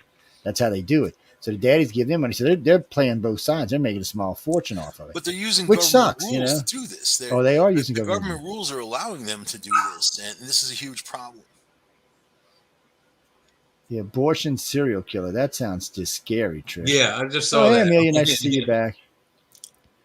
Sweet dreams, sweetie. Yeah, we're getting ready to get out of here. We'll be out of here in 10 minutes anyway. The psychic John Edwards says that those energies are there. That you have aborted, that they're there. You know what I mean? Those children are there. Yeah, and that guy's crazy, scary good, that John Edwards psychic dude. Yeah. And I still don't know how this is attack on women's rights. My mom went to see him when he was St. John's. He was going to college there. Oh, wow. My mom and my sister had a reading by that guy. It's only attack on women's rights if you can't get an abortion. See that every psychic I go to says the same thing. You're doomed. You're doomed. You know what I mean? Like tell me something different, man. You're going to be alien probed. You're doomed. $20. So, right. But I already see the news media is already moving on to other stories. I mean, they still got it posted all over, but they're adding other stories in. It's just not going to hold because the problem the media's got, especially liberal media, what are you going to do? All the liberal states still have it. It's not even affecting them. Nothing has changed in any of the blue states. Everybody who hates this, it's still safe. It's the people who are anti this now are safe as well. So now you have 2 safety zones. You can go in blue state and get all the abortions you want. You can live in the red states and not. Most of the liberals from Screaming live in those blue states. They do. That's the point. So, and that's the ones they say it's going to affect the vote. But how? Those states are going to vote blue anyway. They're going to vote the way they vote. That's why those states. And I still don't think a lot of them. I still don't think a lot of them are going to turn out because that the bad the economy is. I think a lot of them are just going to say, no, I'm not voting for any of these idiots because they can't vote a Republican out because a Republican's not even going to be running there. And the Republicans have already proved they've taken now 4 blue seats in the last 4 months. So I don't think it's going to make a difference. I don't think it'll stop. And now you've got to, and that's another thing. You see, this will help 2 things. It will help them amongst Hispanics because they're very conservative to start off with. and they're very pro-life. So they were already expecting the 34 to 40% increase. This year, so it might be even 50 or 60. And for some reason, a lot of blacks have been switching back to the GOP. And most black people I know are anti-abortion. Every time it's all the time. Well, 70% of the country is pro, but nobody I meet is pro-abortion. They're not anti, but they're not pro. They're not going to go vote for it. If you ask them to vote for it, they would vote no. So, and well, no, Kimberly, think of it like this way. Blacks are still 78 or 79% of blacks are still very religious and believe much boldly in God, but 55% of whites do too. So when you try to say that the majority of the country is pro-abortion, you're lying. You're not going to find, if you poll the whole nation, you're not going to find those numbers to hold up. You're only going to find those numbers hold up in blue states. That's just how it is. Actually, there have been no protests in the red states at all yet. They've only been in the blue states. That's what I'm saying. They're out protesting the states that still allow it. It shows you how ignorant liberals are. Yeah, the states that may get rid of it, they're not protesting them. Mainly because liberals aren't welcome in places like Mississippi and Louisiana and Texas. Y'all ain't from around here, are you? Yeah. What you doing down here? Huh? You want to go alligator hunting with me? Let me show you what an alligator is. Here you go. Yeah. Truck runs into pro-choice protesters at Iowa rally after Roe versus Wade. Wow. Yeah, man. Because people have had it. They've had it with blocking the road. They've had it with all this tripe. They've had it. 52 million abortions. I mean, that's just, I don't know, man. I got issues with that. I just do. If there's a God, he's throwing all you freaking Americans are burning to hell. You allow for this shit, you're all going to hell. I would like to do, Mike, you know what we need to do, Jay? You got to help us. Americans, 25 million abortions around the world, they're saying, a year. They around the world. So it's not just us, but yeah, but a lot of them illegal and whatever. But we're leading the fight, definitely. Yeah, and it's mostly worlds like mostly countries in Europe and here. Most of the rest of the planet's like screw you. 7.5 billion people on the planet, running out of food, running out of fresh water. There's very serious challenges to a large population, and they're going to have to get into some kind of population control. So all this talk is great, but yet the more people you produce, the more they're going to need and use. There needs to be a balance. Earth can handle about 25 billion people, give or take one or two. You're going to have to do things like convert all the South America into farmland. We already have American no baby formula or food. They're running out of food. Well, that's because of poor management. That's not because there's not the resources to make it. That's just bad not us eating it all. Yeah. They said within 10 years that the United States won't be able to grow corn in the Midwest. I don't know why. We can pump water from anywhere in the climate. It's drying up. Look but see that's one of them things they like to be. The Southwest needs water. There's a huge problem. I know. Not what you think it is. So Louisiana and Texas have been fighting about this for a couple of decades. Louisiana gets almost 80 inches of rain a year, not including all the fresh water we have down here. But the South has a lot of fresh water. So what we've been doing is we've been shipping it over to New Mexico and Arizona and Nevada. So now Texas and Louisiana getting together and going to put some serious pipelines up, and we're gonna bloom the desert back together. We have way more water than we'll ever use down here. So that's what they're doing. I've heard people talk about that, and I've heard the cost of it, and I know that they won't do it. Well, no, they've already started doing it. We've actually already started sending water to places like New Mexico. They're trying to get a pipeline from Canada of fresh water going down into the Colorado River. Well, that's going through Yankee land. That's not going to happen. But Southerners are different. We actually do shit. We don't talk about it. We actually do it. So yeah, and it's a weird pipeline setup. So listen how he did this. So you got pipeline, and then every so often it's open, and it's got like sand pits in it. So the water runs through there and filters. So the water is like super clean when it gets to you, and you don't have to have all this stuff. So it takes all the treatment out as it's going. So you have treated water when it arrives wherever it's going. But it's not near big enough to produce the kind of what they want. But Louisiana and Texas have been talking about it replacing the oil business down here. That's how much money they're going to make off of it. That's why they're all gung ho for it. And building pipelines for people like Texas and Louisiana, that's just second hat. We got friggin' pipelines everywhere down here. I mean, they're everywhere. They're like highways. So it's not even a big thing for us. It's an easy part of the industry. We're already set up for it. We've got all the welders we need. We've got all the materials we need. We've got all the water we need. The biggest problem, the biggest hurdle was Texas didn't want us to go through the country. So Louisiana was just going to go around them and go through the Gulf. And then Texas decided, well, you know what? If you're going to split the share of profit reasonably, then we'll let you go through Texas. Well, the other good thing about it is if the pipeline happens to have a catastrophic failure, it isn't going to poison. I know it's water. Maybe it might drown a couple of ducklings, but it's not going to be like poison the whole area for 20 years. Yeah, you'll see a bunch of stuff blooming is what you'll see. Right. I mean, we have the technology to do a lot of stuff now, but we're too busy fighting over shit like bathrooms. Again, first we thought after Obama we would learn not to spend 4 years fighting about bathrooms, but here comes Humpty Biden, and here we are again. Darryl, as far as the Roe versus Wade goes, wait and see what it's going to change. Like I just said, all the blue states are going to stay the same. So there's 16 safe harbors for abortion right now. I mean, in California and New York, you can get abortion up to the day. So there you go. If that's what you're worried about, you can go get one. Oh, yeah, and the doctors love it because they'll be able to get to charge more because you probably have to have some special permit to come to New York to get your abortion. I don't know about D.C. because D.C. is not technically a state. So I don't know how that's going to play out. That, I think, will be up to the senators. It will depend on who controls Congress because Congress controls D.C. Now, AOC, which is Michael's girlfriend, they've been having an affair now. I would take her as a girlfriend. Yeah, I said it before. And, I'm available, AOC. But she said that Joe Biden should do an executive order and build abortion clinics on federal land in every state. That is not going to float in these states down here, my friend. And I'll just go back in front of the Supreme Court and I'll just toss that too. What does that mean? You go to the federal state park, and, go on a hike, and then you have an abortion? What the hell? I guess I mean, most federal land is parks and recreations or interstates. Or monuments, you got international. You're not even allowed to smoke a joint in a federal park. That's right. You go to jail in the states where it's legal.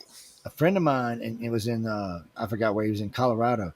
And they just stopped and got him some ganja, and they went out to this park, and they were just sitting out there on the ridge smoking weed when the game warden came up and said, "What are y'all doing?" He said, "Oh, we're just getting high." He said, "Oh, you can't do that here. Get up. Well, what you got?" They arrested him, gave him 2 years. They suspended his sentence, charged him $10,000 in fines, and said, "You cannot smoke." Yeah, they searched him, took everything, impounded the car and everything. Said, "You cannot smoke marijuana on federal land. It is still a Schedule I drug here, and you will go to prison." He said, "You just got lucky. You only had this much, or you'd have been doing 5 to 10 years." I was like, and they were freaked out because they're in Colorado where it's legal, but it's not legal in federal land. That's a thing y'all all need to know, ladies and gentlemen. It doesn't matter what state you're in, legal or not. If you're on federal parks, it is not legal there. You got to watch out for Indian reservations too, man, because they have their own laws. They have their own laws, and some of them are okay with it, and some of them are not. Matter of fact, in Colorado, there's a guide. Okay.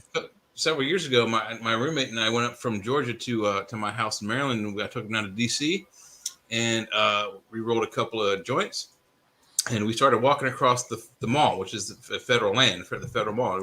We were going from Congress, the congressional building, towards the Lincoln Memorial, and we were just passing the Washington Monument. And I pointed out to him while we were smoking. We each had one. We weren't passing one back and forth. We each had one that looked like a cigarette. And I said, "You see that building over there?" He's like, "Yeah." "There's snipers up there." He's like, "What?" "Yeah." And I said, "You see that building over there?" He's like, "Yeah." "Snipers on that one too." He's like, "What?" I'm like, "Yeah, they're at the White House, which is right over there." We walk right in front of the White House. Oh yeah, people don't realize. They're to freak out. I'm like, dude, they can't do anything to us. They can't see us. They can't smell it. They don't know what the hell we're smelling. No, they don't care anyway. But I mean, they don't care. It's weird about DC. We didn't get caught either. There used to be a map you could get of all the different places they had missiles set up. There's even some right around the outside of the city. There's a couple of little forts around there, and they got them. It's weird. You'd be driving along, it's in the woods, and all of a sudden you'll see a missile battery. You're like, what the? And nice. And we're talking serious missiles on these things. I was like, what the hell? And but they're on top of buildings all around the place. That's the point, because they don't trust that. Just like Mike was saying earlier about a sub, they need something that can hit them head on. So that's why they're there. Because if we got to wait for a missile coming out of New York or somewhere like that, it may hit DC before we can get to it. Out of all the cities right now, DC is the only one that's really, truly protected. All the rest of them are like, but there's still easy access. There's like 3 rivers coming in. There's one from Virginia. Yeah. There's the Susquehanna, not the Susquehanna, the Potomac, the Anacostia River, and one other. And then there's also the Chesapeake Bay and all that. It's very easy to get a boat in there, but with all the detection grids we have, they wouldn't get very close. No, they get dangerous close. But it's and if Putin might want to go out with a bang, but I hate to say this, with the exception of people in DC, I don't think anybody would care if you knew Biden people, and I hate to say that, but we'd all be sad about it. We'd be all sad about everybody who died in DC, but Biden, we'd all be having a party. Yeah, all right, thank you, Putin, thank you. His approval rating would go up. Yeah, because he did. His approval rating would go sky high. There you go, about 40%. Yeah, look at this. Look at this. And I don't know that I'd celebrate as long as they get Camellia too and Biden. Then I might. Well, celebrate. they got to get Kamala, Biden, and Nancy because that's who's third in command. Mm-hmm. And then Mitch McConnell, people like that. I have a list. But now, if it's after November, the Republicans will probably have the House. So if Kamala and Biden goes, then they would take over. And AOC, she'll be in the Bronx. She'll be the only one left alive, and then she'll be the president. See that? Oh my God, the AOC, yes. AOC can't hardly even speak English. You ever see that video on YouTube where she's dancing like she was in college? She's on top of a roof. They're trying to like redo the thing from that stupid movie, Breakfast Club. No, jeez. That dance. This is the woman who's in library. Congress. This is the woman who's. I see y'all dogs. I'm getting off air right now. Anyway, we're going to sign off, guys and girls, because my dogs are looking at me like, "Where you been?" I hope everybody enjoyed the show. Remember, as you spread the show around, the first hour is not anything to do with the news. It's just Writers of the Future. But the second 2 hours are all news, except for me and Mike were arguing about guns. But other than that, everything else is news. For everybody who, if you enjoyed the show, any moans, groans, bitches, gripes, whatever, you can write me at icarcox.net. That's ICAR@cox.net.